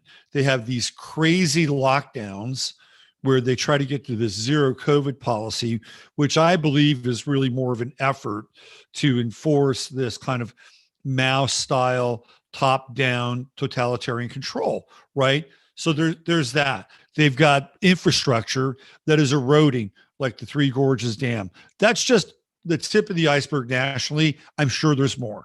That's just there. Okay. Now you look at the Belt and Road Initiative, they've way overspent, they're over leveraged, you don't have the infrastructure. Got to take on all the climate change stuff that is going to be enforced in their Belt and Road Initiative, which is going to cost them more money. So that's happening. Now you've got what's going on in Africa, and you have the Congolese that are saying, "Hey, we want our mines back," right? And the Chinese are like, "Well, no, sorry, we're extracting that coltan from these mines. You can't have them back." So these areas where they're mining precious or rare earth minerals are starting to push back now. Mhm. So all of these are crisis points for China. And then, of course, you've got the ongoing kind of internecine battle and war going on with America through Biden and the Biden administration and Lloyd Austin. So China is extended across all of these different fronts, right? Like, how do they maintain that? I'm not sure they can. I don't think any country in the world I- can do that. I'll say this, Robert. It probably goes back that we could visibly identify to that whole the Soviet advisors, the Bolshevik advisors that went into China. Yeah. Probably goes back a couple hundred years before that. But modern China, although the Chinese are very industrious, but I would say this: mainland China would never have gotten to the point it got to, number one, without overseas Chinese. Because the overseas Chinese, if they had not gone back, made connections, and worked with the CCP Chinese, for business purpose, right? Cheap labor, China would never, never, never have gotten to the point they have gotten to without the help of overseas Chinese. But number two, remember that Soviet connection, those advisors? Yeah. China would never have gotten to the point it's at now without, just like the Cold War. They were basically handed everything they needed to get to the point they're at. You could steal as many, copyright secret, what you can talk about industrial secrets. Once you have the factory in China, by de facto, you know how to make the thing, right? And then after a certain point, they just kick those foreign companies out, and they have the technology to hit. Huawei, right? Mm-hmm. Yeah. It's like it's a cellular, but also like computer company in China. They make a lot of the 5G stuff, and they make actually some very good laptops and phones. But their Huawei, I think they call it the MateBook Pro X or something. It it is a MacBook, Robert. I had one. It was actually pretty good PC laptop, but that's an example of like, everybody knows like the Clintons were famous for just what do you want, nuclear secrets, whatever you want, and we were also talking about infiltration, right? I had a buddy. He was a Taiwanese American. He was in 3-letter agency, Asian crime division. Okay, and he would actually go undercover. Like, you can't have no gun, no nothing. It's like in the movies, you're wearing that wire, and if they catch you, you're in trouble, right? But he would pose as a student trying to just make some extra money to like buy guns or whatever. He says like, I just want to make some money, so be working with Asian criminal syndicates, and he speaks Mandarin, so probably a lot of Chinese. But he told me, he goes, out here in the LA area, the 626, which is like east of LA, it's like you could drive about 30 minutes all through Chinese suburbs, just going straight out east. Okay. He goes, all those suburbs, he goes, it's full of Red Army. And you do have that. You always have your full on, like, their day job is intelligence, right?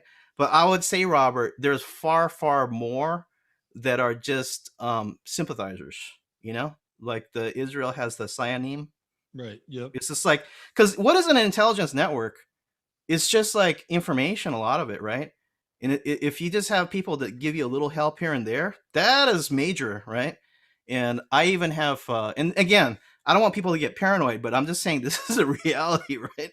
I have a friend, her parents came from China, really cool, nice people, but she told me, And you have to understand a lot of these people from the older generation, they came up through that hardcore communist period. They lived through the Cultural Revolution. And while it was terrible, it's like ingrained in them, like the ideals, right?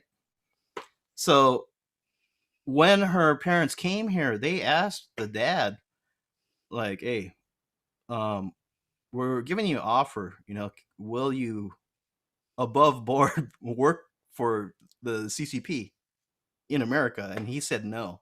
But that just gives you an idea. It's like we have become so lazy and soft in America. We don't even understand the mentality of other countries, right? Because like I said, from top to bottom, it is like an open state system, right? And it's evolved through the years, but that whole idea of the communist revolution, which actually comes out of the millennial Kabbalistic thinking, it's all wrapped up in this. And that's the thing too. You have the CCP, the Communist Party, and then you have the Chinese people, right? They're separate, but they're not, because the identity of mainland China is so intertwined with the Communist Party. Is very difficult to pull them apart. It's like if you criticize, it's very difficult. You understand what I'm saying? It's very difficult. Number one, they've been through like generations of this where you really can't question or criticize the higher ups. But then you're talking about the Chinese system. This is one thing the Chinese intellectuals, like 100 years ago, were very troubled by. They said, how are we going to get out of this? Because there has never been, every people, every culture has the right to do it, operate however they want to operate. But it is a long-standing problem in China that it's a master-slave society. There's no freedom. Well, There's no Magna Carta. Yeah, whatever the reality is in America. It's been feudal forever, right? And Yeah. and Maoism was a new layer of feudalism. So there was this intellectual, Lu Xun.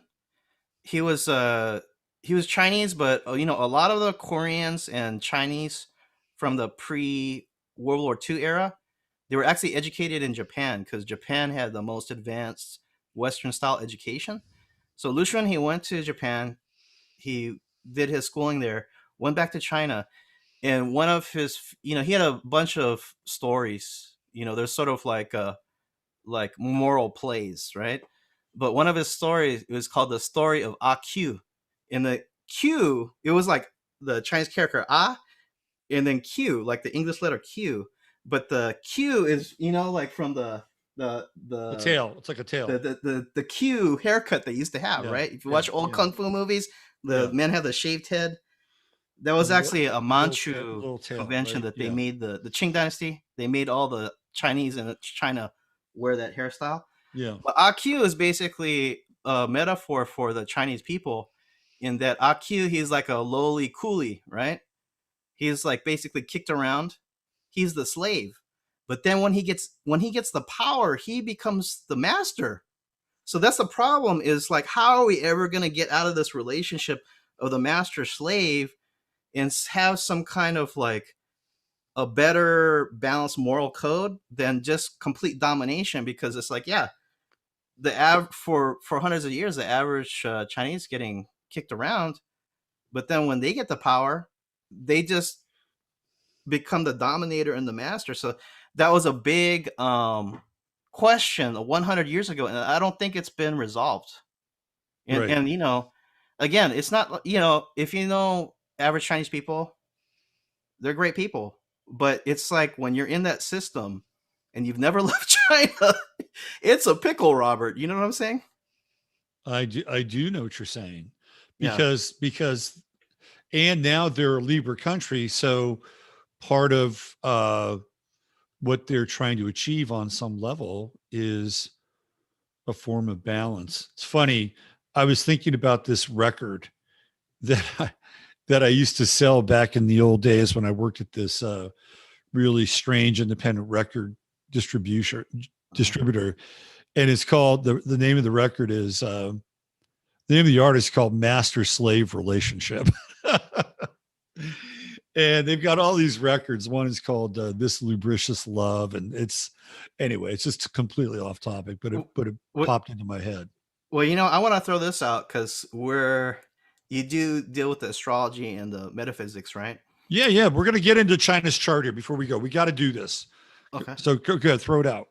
Okay. Well, again, it's like people have their assumptions of what China is, or it's sort of a cartoon. I feel it's more of a cartoonish, or maybe one-dimensional idea of what China is, unless you've really interfaced or gone to China. But I think even Chinese people don't realize how many layers and so-called diverse, multidimensional aspects there are to Chinese, because Robert, uh, in their own, how you say, the Chinese have their own mythology, right?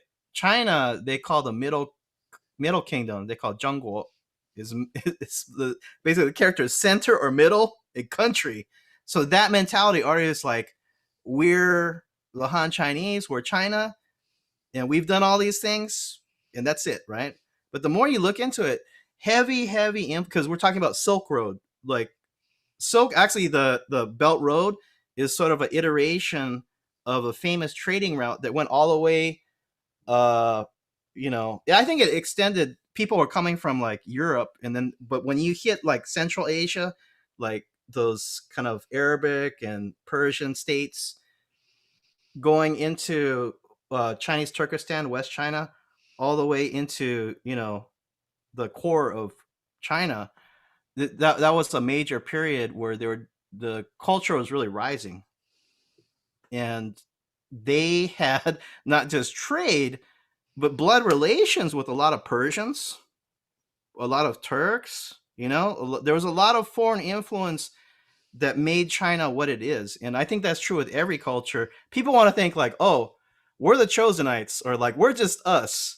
But in actuality, the best cultures, I think, come from interaction, playing off of each other, learning, exchanging, right?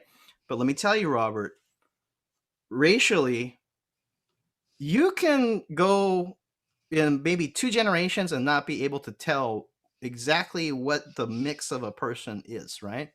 And I can tell you that from like 1500 2000 years ago, there were like Persians, Central Asians that were already making their way into the imperial court in China. And there's certain family names you can identify. The first Buddhist sutras, or the writings, were translated actually by a Persian monk, and the name was An Shigal. The character is An, A-N, right? You see this name by like, I don't know, 500-700 years later, it's in the Tang Dynasty court. But that family is Persian, okay? So, and I'm saying in like, what, 2 generations? What's that, like 40 years or something? You won't be able Generations to about tell, 30 years, about 30 yeah, years. where the person came from, right? Right. Now we're like 2,000 years deep. So you're talking about the occult layer of China. Who are really these families that run China? You understand what I'm saying? I'm sure they know, but even the average Chinese people, they're not aware of this, I don't think. No, I don't think so. And especially in a country where there's such top-down control of information, I think it'd be very difficult for people to dig deep enough to understand what their origins are. And because the origins and those stories are the ones that are going to be told to them for whatever particular reason the state wants them to understand it. Right. I mean, that's basically how it works. And we're getting more of that too in this country. We're getting the narrative is changing. The Constitution is a racist piece of toilet paper. The founding fathers were all racist slaveholders, right? And I was doing this is interesting. I was doing searches on Google, and I was looking for some threads with these like Americans from the 40s that get kicked out of the United States to take up residence in China. I did that maybe 8 months ago. Those threads were, or those links were much easier to find, much easier to Mhm. find.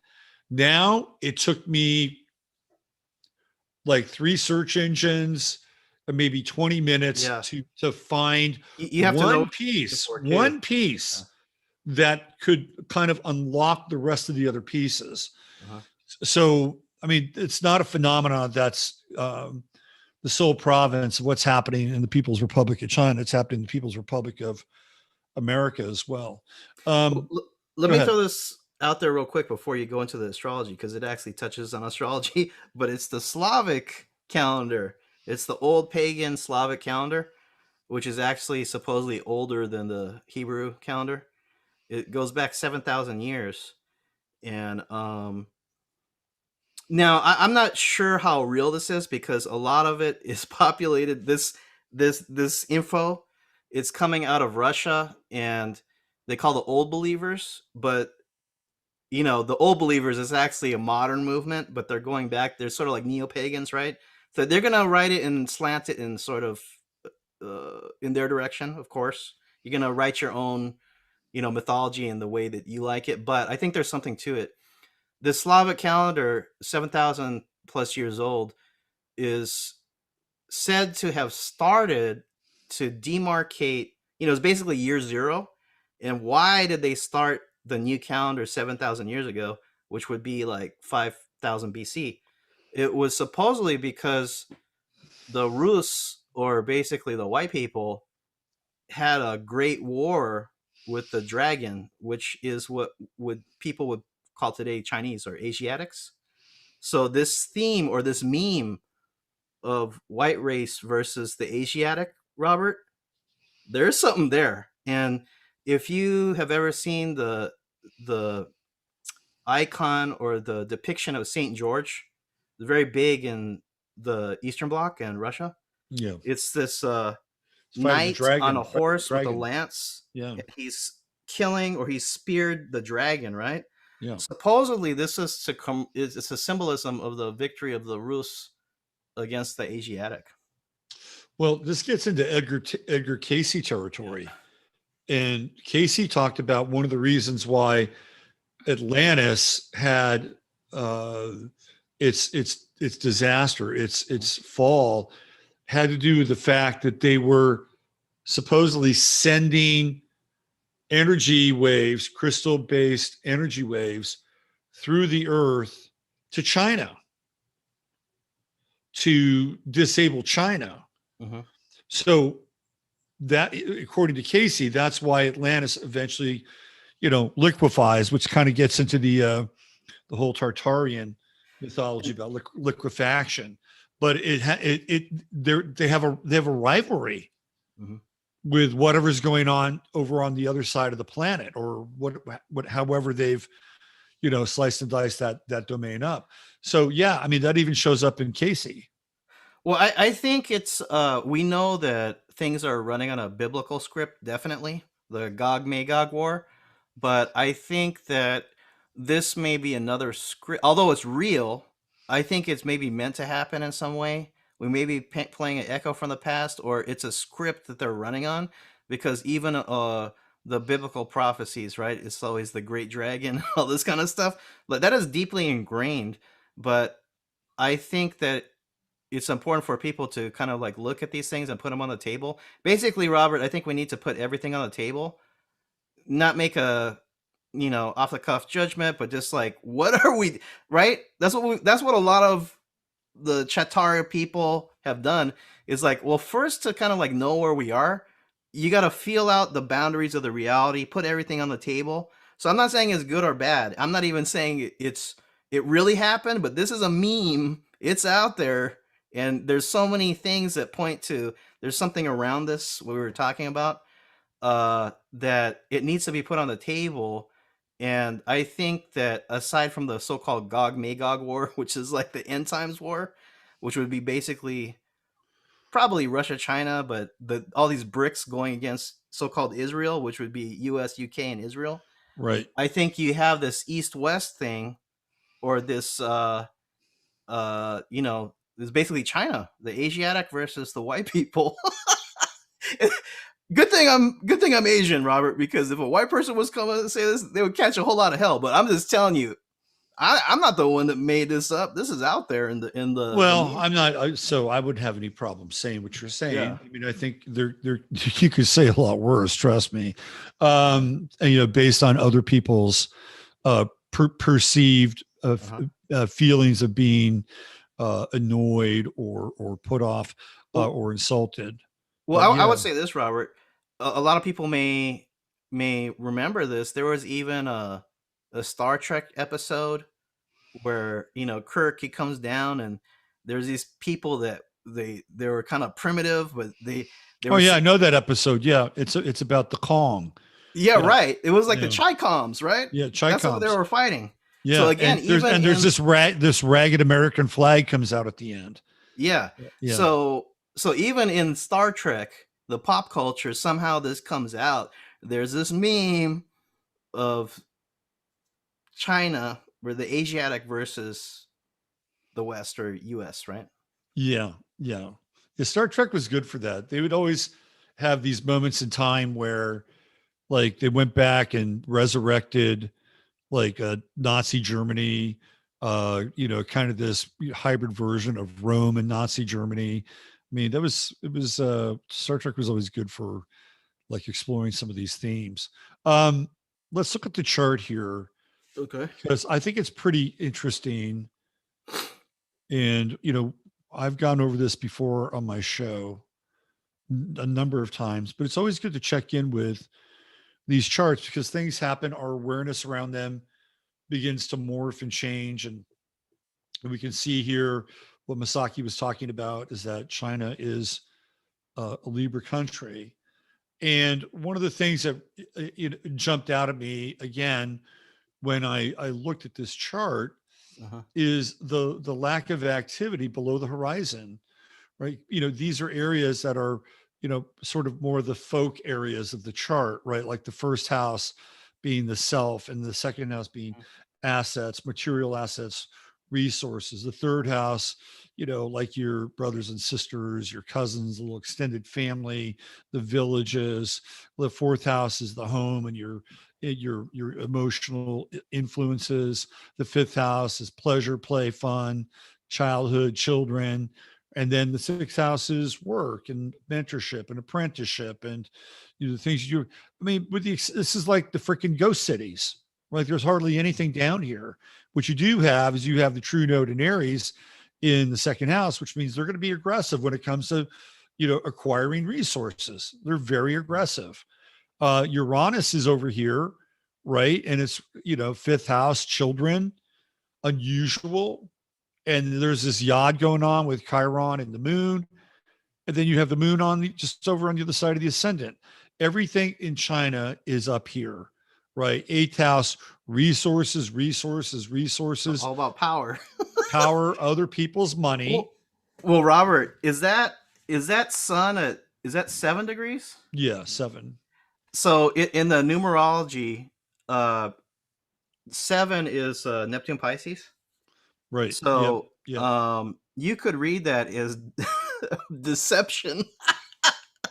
It's like Libra sun, and then at the 7th degree, the sun is 7 degrees. Well, you don't know where they're coming from, right? You just don't. I mean, you've got the Mercury Neptune conjunction with the sun, 8th house. This gets into their financial situation, which is just what we were talking about, right? Well, we don't know. We don't really know what's going on there. Well, that makes me think too, Robert. If they're so heavy in the 8th house with this Uranus and Taurus, that is really screwing them up. They're having that Uranian moment right now. That's true. Absolutely. And we can see Uranus right down there in their third house. And it's in opposition with Venus. And it's going to be in opposition with their midheaven and their fourth house cusp, the IC, is conjunct Algol. They are going to have problems with their people. This Uranus transit of the fourth house, to me, is revolutionary because it's all at home. It's not out there in the world, right? Not out there in the world at all. It's revolutionary. And so they're going to, And then Venus in Scorpio, it represents money and debt as well, right? So just from this chart alone, this is problematic. They're going to have big time problems at home with Uranus here. The other thing that really grabbed my eye when I started to look at this chart again is Neptune, because Neptune is now in their second house, which represents assets, hard resources. And what do we get with Neptune? It's Dissolving. dissolving, it's illusory, right? So again, we're not being told the real story about what's going on with their money, with their finances. They've China has issues. They've got problems. Well, you know, also because of the one child policy, and they use the ultrasound to abort all the girls, all the There's your female babies. Uranus right there. That's Uranus, right? Fifth house, cusp of the sixth. You're using technology to determine what's going to happen with birth. Like there's the moon, right? Right Well, there in conjunct. They're you know, all of the more developed countries are already hitting a population crisis because they can't support, basically the up and coming generations can't support like the boomer generations as far as like the social payments and wealth, you know, the social Right. payments, right? Yes. China, they're saying their population is going to be cut in half. Like, I forget what it is, like, you know, by the end of the century. So they're going to have a demographic collapse, but not just that. They just physically do not have enough women to pair with the men. And you know what happens when, excuse my French, but men got blue balls? They can't, you know, can't do what normal human beings are supposed to do. Well, they get very angry. So I would say, Robert, that China has a lot of men, military age men, that they need to get rid of right now, which is kind of scary. And also, you know, all countries need to do this. So I think they're all thinking this way. But China specifically, if you're in this deep of a hole, and remember what I said, I was there when the U.S. bombed the Chinese embassy in Yugoslavia. They channeled that, you know, to against the foreigners, right? Because, you know, there's always been problems in China, but they always, you know, the jingoism, it's the problems outside. Well, now I think you're getting to the scenario where, well, why would you go to World War? I think this is the reason why, because if their whole damn system's collapsing and you understand the demographics, right, it's all pointing to this, that we're probably going to war with China. So I was just going to go right into Jupiter conjuncting their true node next year. Wow. In Aries. And Chiron is going to be there. So they're going to have Jupiter Chiron conjunction in Aries. They have to, right? In order for them to stem the tide with all this bleeding with the debt, they're over leveraged with Belt and Road. There are 3 or 4 top investment firms. They have all these like black check marks on them. You can't invest in them anymore, like Evergrande being at the top of the hit parade. They have no way for their populace to invest in their own system. They also can't afford their populace to get closer to what we would call the middle class. So how do you deal with that? You go to war, right? And there's your Jupiter true node conjunction. I think there's, looking at this chart, I'd say there's a better than 90% chance this is going to happen. Mm-hmm. Right? Because you're right. I mean, they're going to have all these soldiers they're going to have to do something with because they've got all these single males. Mm-hmm. I mean, so there's going to be a much more aggressive effort on their part. The other thing that comes next year, because Pluto goes to 0 Aquarius next year, Pluto's going to hit their ascendant. Mm. And that is going to be a major change, especially when we get out to 2024 and it's on the ascendant and then in conjunction with their moon, right? You got a Pluto moon conjunction. When you get into those Pluto moon conjunctions, it can result in like mania, like a type of mania, a hysteria, because the moon, even in very detached Aquarius, still has this idea of mania associated with it. So you get Pluto Moon conjunction. That could be a very like intense time for China, super intense, because they're going off of some kind of more than likely irrational. I'd say irrational, but rational in their minds, because Aquarius can have this weird justification, Yep. right? It's just Total air sign. weird. When you get into like critical theory and social theory and postmodernism, like that shit is Aquarius on steroids. Like you're making up the ideology as you go. Well, it's the stranger the better, right? Well, it's not only the stranger, but if like postmodernism is an Aquarian idea. Mm-hmm.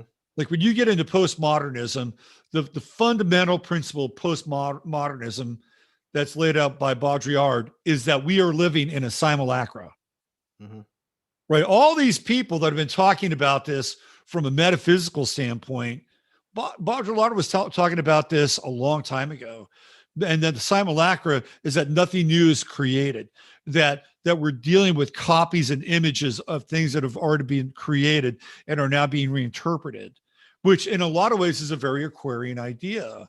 So China is going to go through a massive change, and they're going to be convinced that whatever mania that they're going to be pulled towards makes some kind of sense, that the abstraction meets the means to their ends.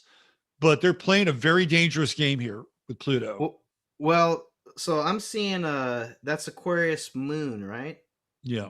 Okay. And then what's this in the 11th house? It says at 29 degrees. What's that? That's Vesta. So Vesta's it's an asteroid. Okay. And it's at 29 Sag.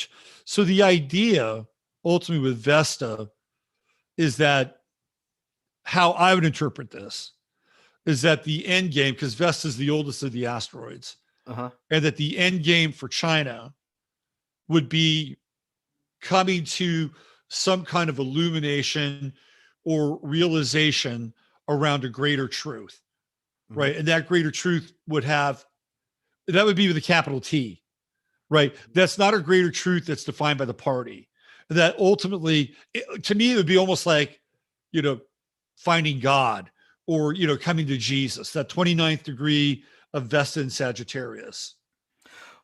Well, I think it's interesting because, again, I think that there's a lot of just like anti-Chinese, not the CCP, but there's a growing sentiment against like this anti-Chinese people and that kind of thing.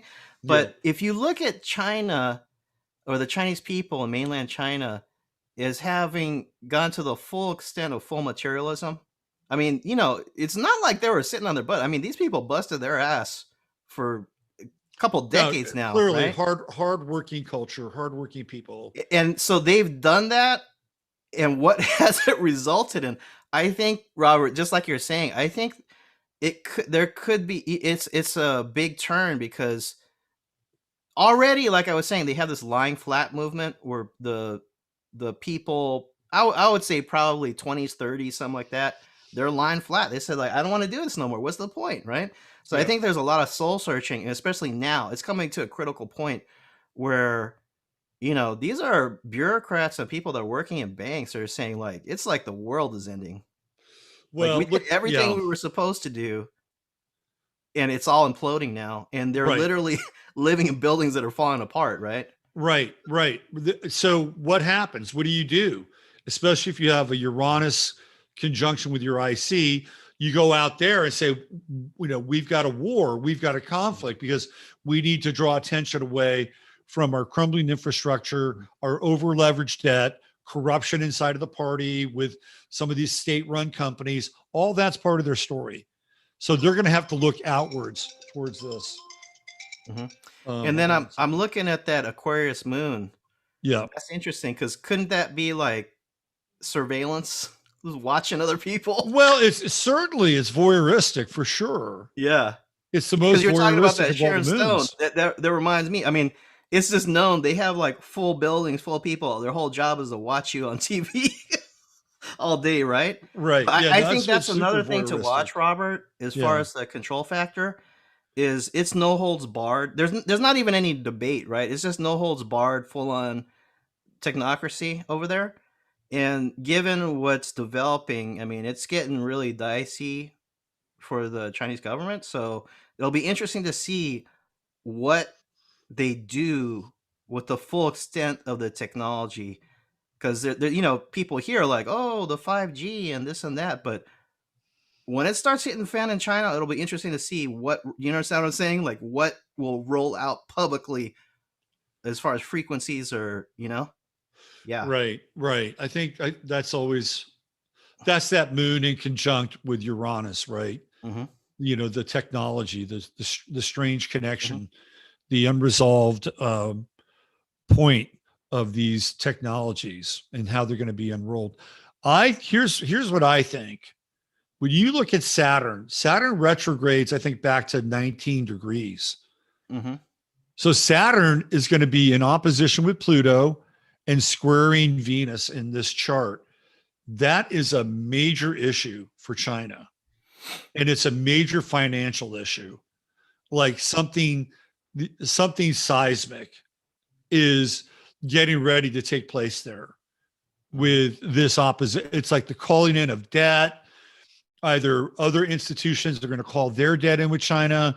China's going to call their debt in with other. Remember, China owns a shit ton of land in the United States. Mm-hmm. And that's been going on for a while. It really accelerated when the United States borrowed all that money to get bailed out in 2009. What did the Chinese get? They got property. They got titles, right? And they've been buying the shit out of American. They've got big land holdings right here in Texas, right? So there's that. That's part of it. So there's these loans on both sides of the ledger sheet that I think are going to get called. And China is going to have a very difficult time with some of these partners that they've developed partnerships with. Africa could be one of them, by the way, because this is the ninth house, right? And they've got serious investments in Africa. That's a ninth house placement. So this is a very interesting country to keep your eye on over the next 4 to 5 months. That's how soon this will happen. Next year, we're going to see Uranus come in and hit the IC. That's going to be unrest at home. They're not going to be able to handle some of these things. And then you have the Jupiter conjunction pretty early in the year with that true node. Chiron is there as well.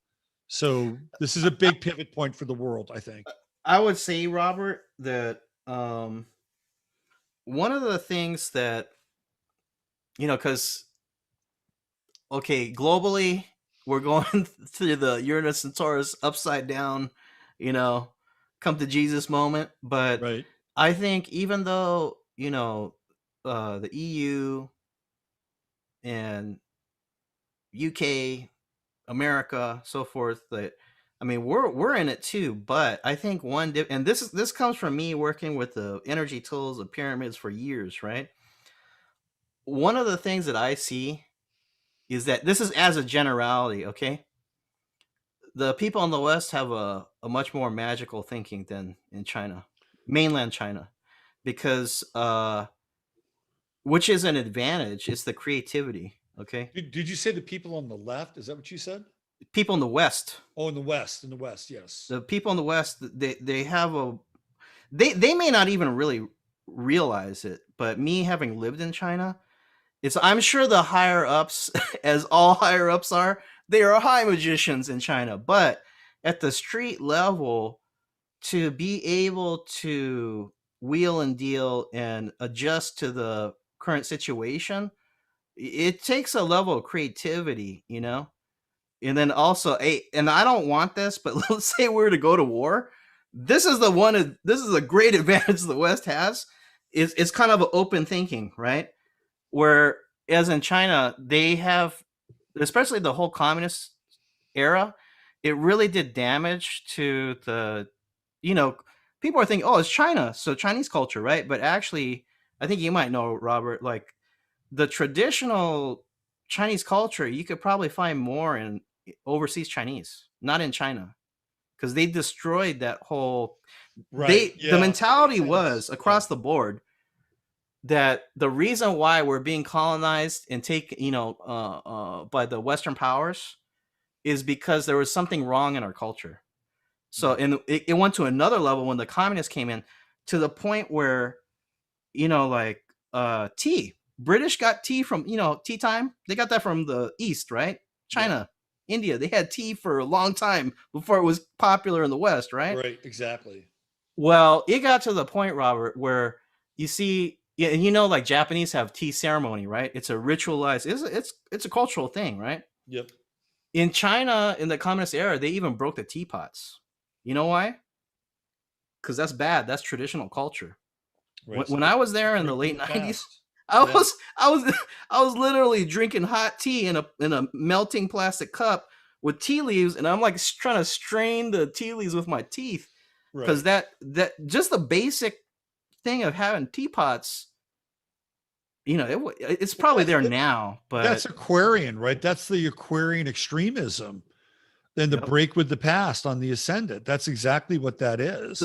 So so the way people operate in China, they have like a billion plus people, right? But the way the education system is, the way you interface with the government, the hierarchy, it's not really conducive to, okay, now say we're at war or something, right?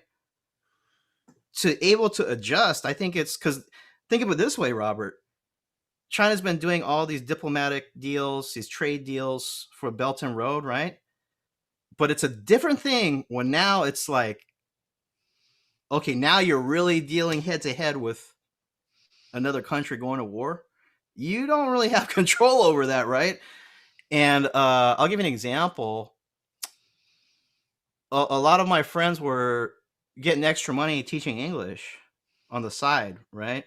When we were in China, and then they're thinking, a lot of us were from America, from US, so uh, they're gonna run the class and do the exercises and things like that the way we would do here, right? So they say, okay, everybody get in your little groups, and we're gonna do this work, exercise, and then they say, okay, everybody break out now. Chinese student, tell me what you think. And they're like this, Robert, like, what do I think? And they're like, do you mean like, okay, well, teacher, what answer do you want me to give? You understand what I'm saying? The East Asian culture, especially the schooling, is based on the Chinese imperial system, where they used to have it was actually a good idea. It's like by merit, right? They had exams to get placements in the government, right? The only thing was, the longer this started, and it was based on the Confucian Analects and those kind of things, right? Right. The only thing is, it's pure test taking. You understand what I'm saying? So it has Yeah. no basis in practical application. So it became, I would say, like, the East Asians are very good test takers. But when you try to ask, no, what do you think? You know, let's debate and those kind of things. They're like stuck. And eventually, actually, these Chinese students, they got good at it. But it's when you're presented that question, okay, tell me about this topic, tell me what you think. It's something that had never been asked of them in their whole life. So for them to like start the gears turning, they're like sort of like deer in the headlights, like, what do I think? Understand what I'm saying? Like, communist system. It's like you do what you think the higher ups are gonna like, not what you want to do, what you think. So this is, I think, Well, Robert, this I've is. seen quite a few Chinese young women on TikTok Mhm. who have no problem theoretically thinking for themselves. Right? I mean, Well, yeah, but if you're talking theoretically, about CCP mainland China, I'm telling you, that's right? No, I know, but they're not that far removed from it. They may be 2 or 3 generations removed from it, quite possibly, if their parents got out during post World War that war. Well, Between this is Chiang another Kai-shek. thing, Robert, which may be part of the change. China is not monolithic, and the Chinese families that had the means, they send their kids overseas to be educated in the West, right? Right. Yeah. And then they go back. So, whatever their ideology, I think that you become more worldly. That's that Sagittarian thing, right? Yeah. So Well, I think yeah. that Yeah. there's a lot of influential younger Chinese who are probably hitting, middle age now. They have families and those kind of things. They're no fools either. Well, So I think we have to be careful not to be like, it's us against China and Chinese people. right. There is that level, the general playing field, but I think, I'm mentioning this because off of this chart, I think there's a lot of changes that have happened in the past couple decades where, it used to be just Mao over people that are basically locked in China, right? Right. They don't have anywhere else to go. They ain't got no internet, right? So now you've had a level of prosperity where there have been, especially the more wealthy Chinese, Right. have sent their kids overseas, and now they've come back. They're Western educated, right? Right. Yeah. So well, hey, Binance, the CZ Binance, the head of Binance, the crypto exchange. I mean, he's Chinese, but he was educated in Canada, worked on Wall Street and so forth. So I think that upper level, they're a little more open. But Probably. Yeah. I mean, this is like any society when you get to the elite sort of or upper echelon trending towards the elite. but I would still say there is that element of coming out of that system just because of the way it is.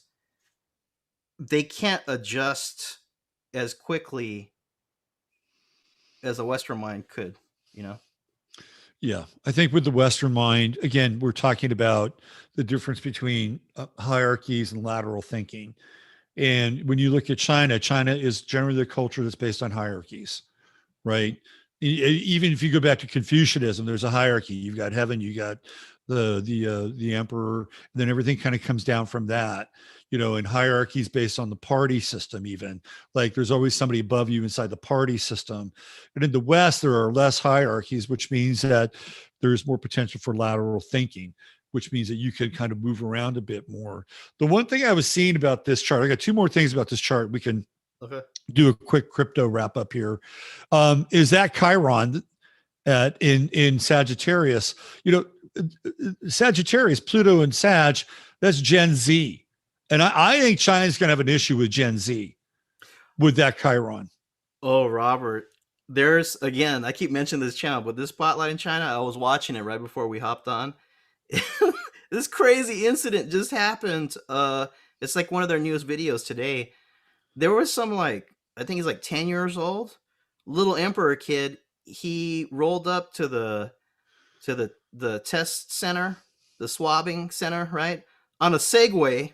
Okay, he rolled up on a Segway, and they told him hey, you can't do that or something. Or this is a thing in China. Now it could be as short as every 24 hours to 72 hours. Right. You have to get swabbed Yep. to be negative. So your pass, your app on your phone is green. If it turns red, you're basically a non-person. So it keeps people on their hamster wheel. Yeah. Where basically people's main focus now is not even work. It's I got to keep my pass green, and it has to be reset every day, every couple days, right? Yep. So this young kid, they're you got to get out of here. I don't know why. I think it was because he's a young kid, little emperor, and he literally rolled up on a Segway, right? He came back with a knife, Robert, and he says, "I'm going to cut you." He goes, "What is my life even worth anymore?" Wow. Because yeah. So you talk about Gen Z, these younger kids, it's they ain't having it. They've had too much Xbox. They're rolling around their Segways. The Gen A kids, Pluto and Capricorn, you get that one group of them that are born between 2011 and 2014, where they have the those big T squares going on with Uranus and Pluto and Saturn. Those kids they're going to take no prisoners, right? They are just going to not take any prisoners. Uranus and Aries, Pluto and Capricorn, Saturn and Libra. It's like, no way, man. They're going to be those kids. I already know some of those kids, and I've not personally, but I've heard some of the back chatter from some of these kids, and they're looking around here in this country with this system, and they've seen what happened with COVID and what happened with wearing the mask and vaccines and getting shut down and everything. These little kids are plotting revenge. At 10 years old, they're plotting revenge on the system already that basically robbed them of their youth and screwed up their parents' lives. Like, whoa, that's a big discussion these kids are having. Well, I think China as a example is very informative because China, again, we're saying China, China, China, but guess what? There's the hand behind the hidden hand, and it's pretty clear that China has been set up as the next global model. We had the British had their time, and they passed the baton to us, and then all the Skull and Bones and Clintons they passed the baton to China, right? But look at what's happening in China, because if this is the global model they want to shift us into, that kind of top-down system, I don't even care if they do achieve that. It's so, because in America, we're supposed to have more of a checks and balances and that kind of thing. But when it's total command economy, or when it's total top-down, you get these kind of imbalances that are never resolved until they just totally implode, right? Yeah. So this is informative because even if the worst case scenario happens and they get their total technocracy, it may not end up that well. Well, I think in order for them to continue this system that they have in place, they have to go beyond their borders. I mean, I think that's the bottom line. So just ending on the astrological stuff, I think we're already at war with China. Oh yeah, that's already happening. You got guys like Lloyd Austin, who is basically Biden's right-hand man, comes out of the Rand Corporation. There's a lot of back chatter. He's in China's pocket, right? So there's already this kind of internecine conflict. Then there's this other kind of stage conflict. But then you also look at the relationship between China and New Zealand and Australia and Canada, right? Which we haven't even begun to touch on. That's how China retains its relevancy. They move beyond their borders and they're able to somehow occupy these other places, which have been all under colonial rule. And we saw colonial rule accede to China when it came to Hong Kong. I think they did it with the Solomon Islands. I think it's the Solomon Islands that was owned by the crown. And the next, the crown evacuates the Solomon Islands, China takes over. So there's that. And that's also in the mix. And I don't think they can continue to do what they do and continue to survive unless they move into those territories. And in order to do that, that's going to be Jupiter conjuncting the true node in Aries. And that is a full-on land occupation. And that would usually include some form of hand-to-hand combat or war. I think every country on this planet has had a heavy Chinese influence. I mean, number one, of course, just the products, but I think if people know about Africa, I don't know the number of Chinese in Africa, Robert, because it could be millions. Who knows? Because they have been doing a lot of infrastructure projects, because you got to build the infrastructure to extract the resources. Right. But I've been to Brazil many times, and like over 20 times in the past, like 15 something years. And every time I went, Robert, it was like more Chinese, right? More Chinese. Yeah. And even in the second and third tier cities in Brazil, you'd see a lot of Chinese. Now, and a lot of them, they're fine folks. Even I was watching a video the other day that asking this lady that runs a little cell phone stall in Sao Paulo, Brazil, and she's like, how long have you been here? Like 20 years? She goes, you never go back? She goes, I don't like to go back. She goes, the government's no good, right? So people are people, but there's this overarching structure of CCP stuff that I have to believe, though, Robert, that, you do have your people like Saddam Hussein or something that they go off script and they think they're really the leader. But I think that this thing is so big. I mean, this is going to be earth shaking. It's going to change the world, what we're in right now. I have to believe that this has been set up for us to go to war with China. Well, it certainly feels that way. And there's enough sort of prophetic warnings and, predictive programming around this whole thing. Yep. Real quick, give us a thumbnail of where cryptos are, where you think they're going to go in the next 3 months. Okay. Well, the last time I was on, I was saying that we were going to hit a low and then bounce up and then go into like a nuclear winter crash in the fall, which would coincide with the global market crash, right? Well, they're dragging this out, Robert, because I've been waiting for months to buy in. Like I told people in the spring, right? The first time I was on, I think it was March. I was like, look, I think this is where things are going. You could either hold and just know it's going to drop, or you could sell and buy back lower, right?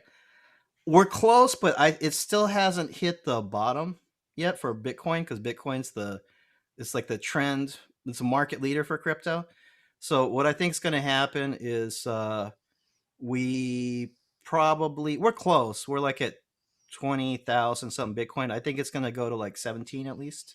Mm-hmm. And then we'll probably get a bounce. Now, this is interesting because this is a possibility that the market makers may pump it far above where it probably should go if you just look at charts, because they may want to like suck as much money out as they can before the final drop. Mm-hmm. So I think we're probably, I would say August next month should be very good for crypto. We've dropped a lot already. The bounce really hasn't happened yet. And then I think, from September, we're going to see some across the board general market problems, financial markets. And then once you start hitting the end of October going into November, I think that's going to be the crash.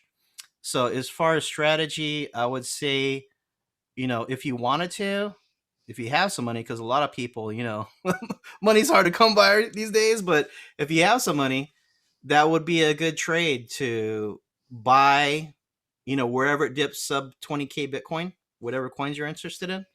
And then I would say,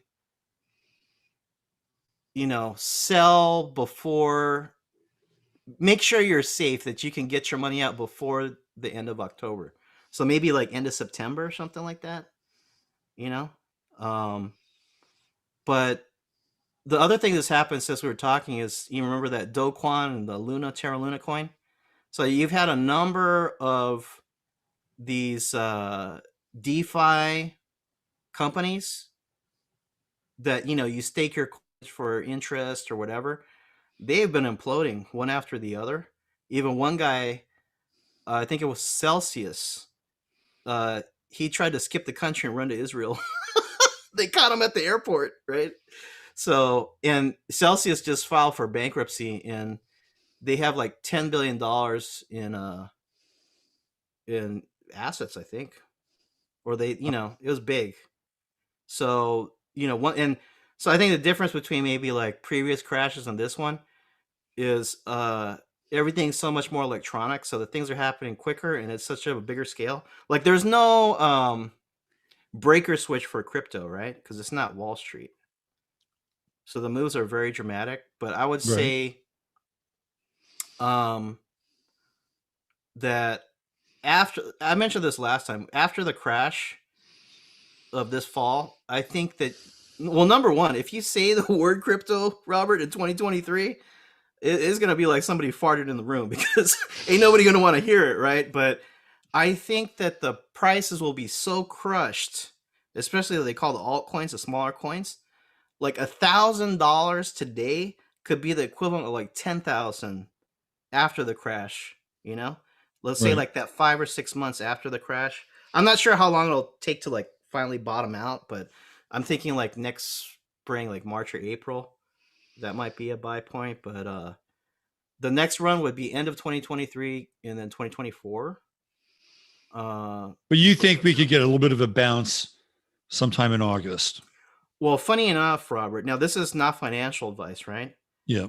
But I actually think that Luna coin that went from 100, it was a top 10 coin run by this guy, Do Kwon, right? It was like $120. It dropped to sub penny. It has like 3 zeros, I think, right now. 3 zeros and a 1 something. Right. I think this coin, again, not financial advice, okay? I think this coin could be one of the big plays this year.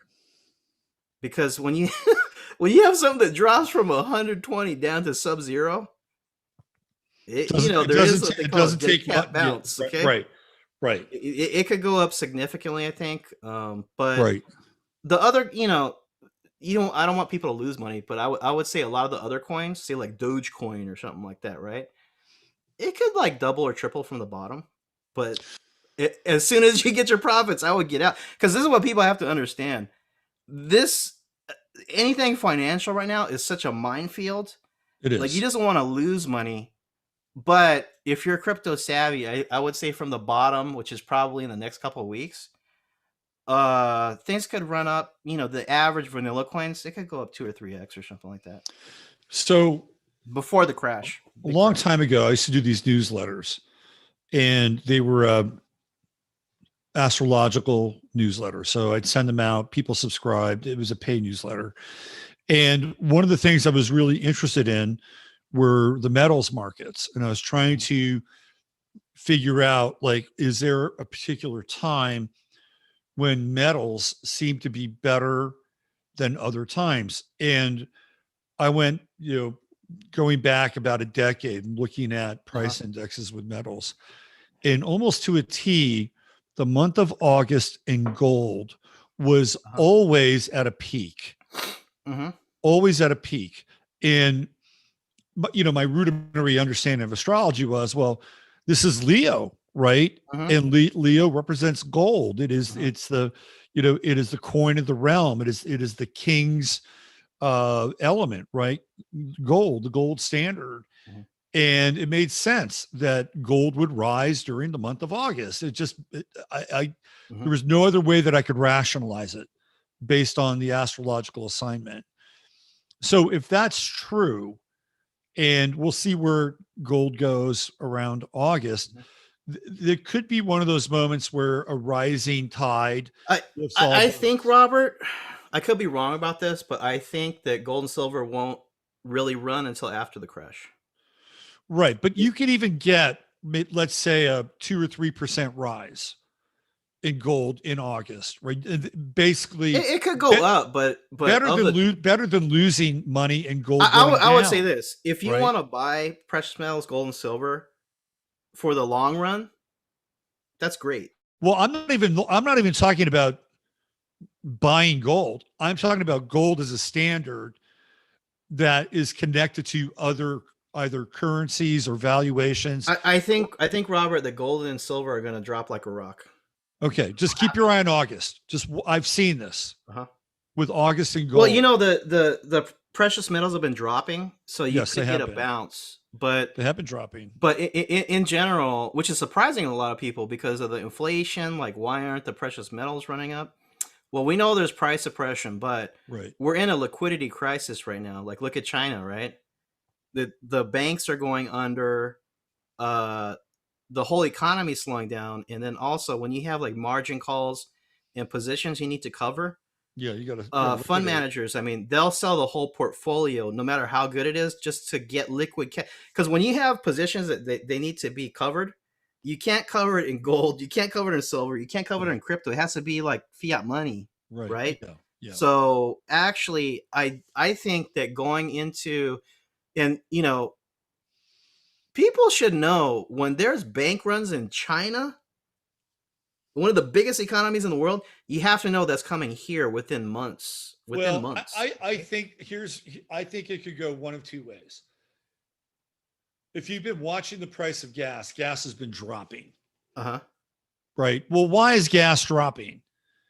Well, gas is dropping because we're getting closer to November.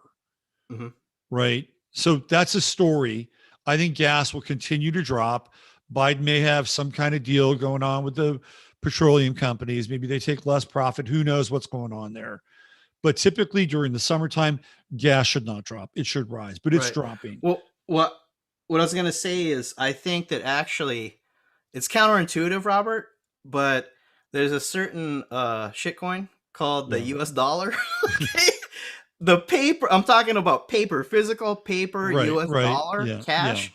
It will actually be quite valuable going into this banking crisis that we're going to have, because it's probably going to be very difficult actually to have physical money, because if you understand bank runs, everybody's going to have to be at the ATM and they can only dispense so much, and it's very typical, like in Latin America style banking crisis, that you can only take out so much even if you went in the bank. Like Right. China right now, there's banks that are only allowing I think it's $150 a day.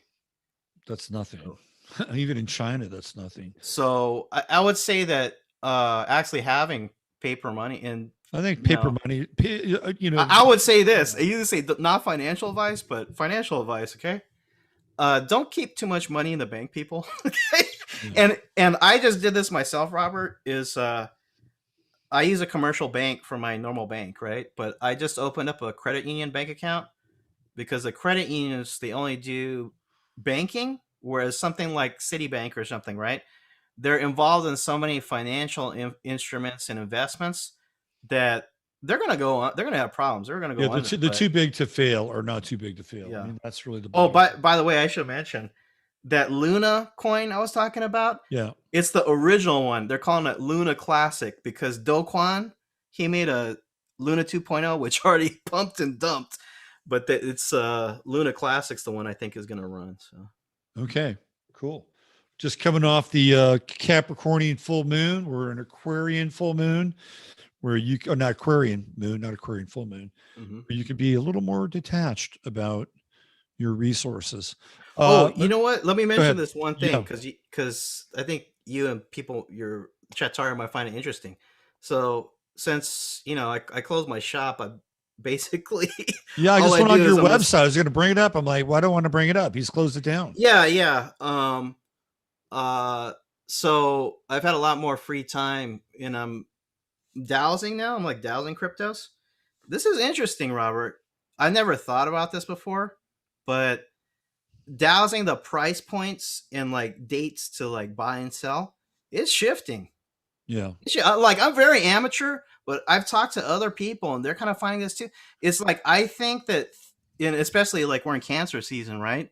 It's just like oscillating, and it's just like I have to do it every day to see where things are at, because I think the reality now, it's not set.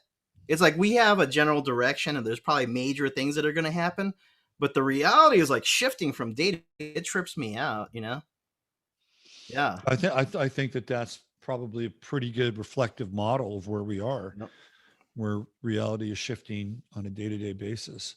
Well, this has been great catching up. We haven't done this in a while, and I really appreciate you bringing your insights from your time in China and some of the global insights that you have. And I guess now that you've shut your shop down, what do you like, dowsing and Oh well, taking I sailing got lessons or hacked. what? I got hacked recently on Instagram. That's like my main, like, people want to follow me, but I started a new one. So in honor of, I think, of the first crypto talk we did, Robert, I'm Dogenaire on Instagram. Dogenaire. I So like if it. people want to follow me, I just started up again because I got hacked. So All right. So yeah. Dogenaire over on Instagram. IG. I'll follow Yep. you. I don't usually do much on IG, but I'll follow you. That'll Yep. be good. All right. Masaki, thank you for being here. Always, I appreciate you and your time and your effort and everything you do. And we'll see you again on here sometime. Maybe we'll catch up sometime around September or so. We'll check in on what the market is like. How's that sound? Okay. All right. All Have a right. great weekend, everybody. Take good care, my man. That's Masaki Miyagawa. All right, I get to take these headphones off. Good show, long show. And I hope you were able to get a kind of a global view of what's going on in China, which is still a place of mystery in a lot of ways. I don't think we know the full story, but we can put some interesting pieces and threads together. And I think the astrological chart of China actually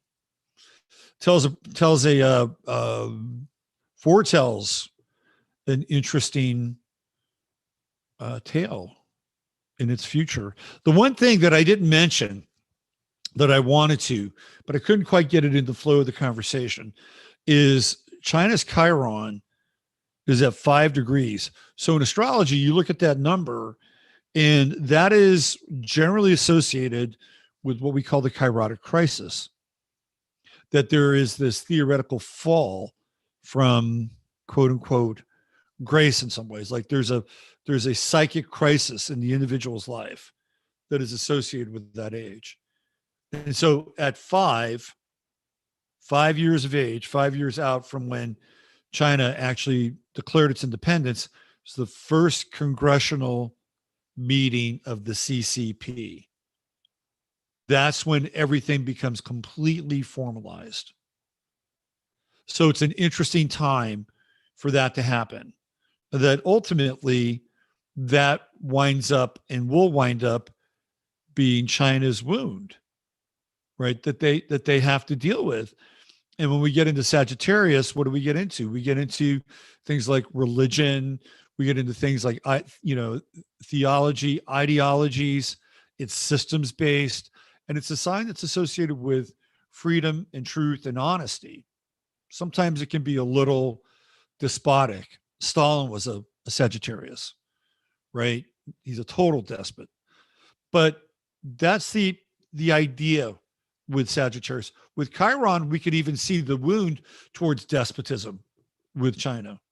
And it's no coincidence that Mao would be enamored of Stalin, also a Sagittarius.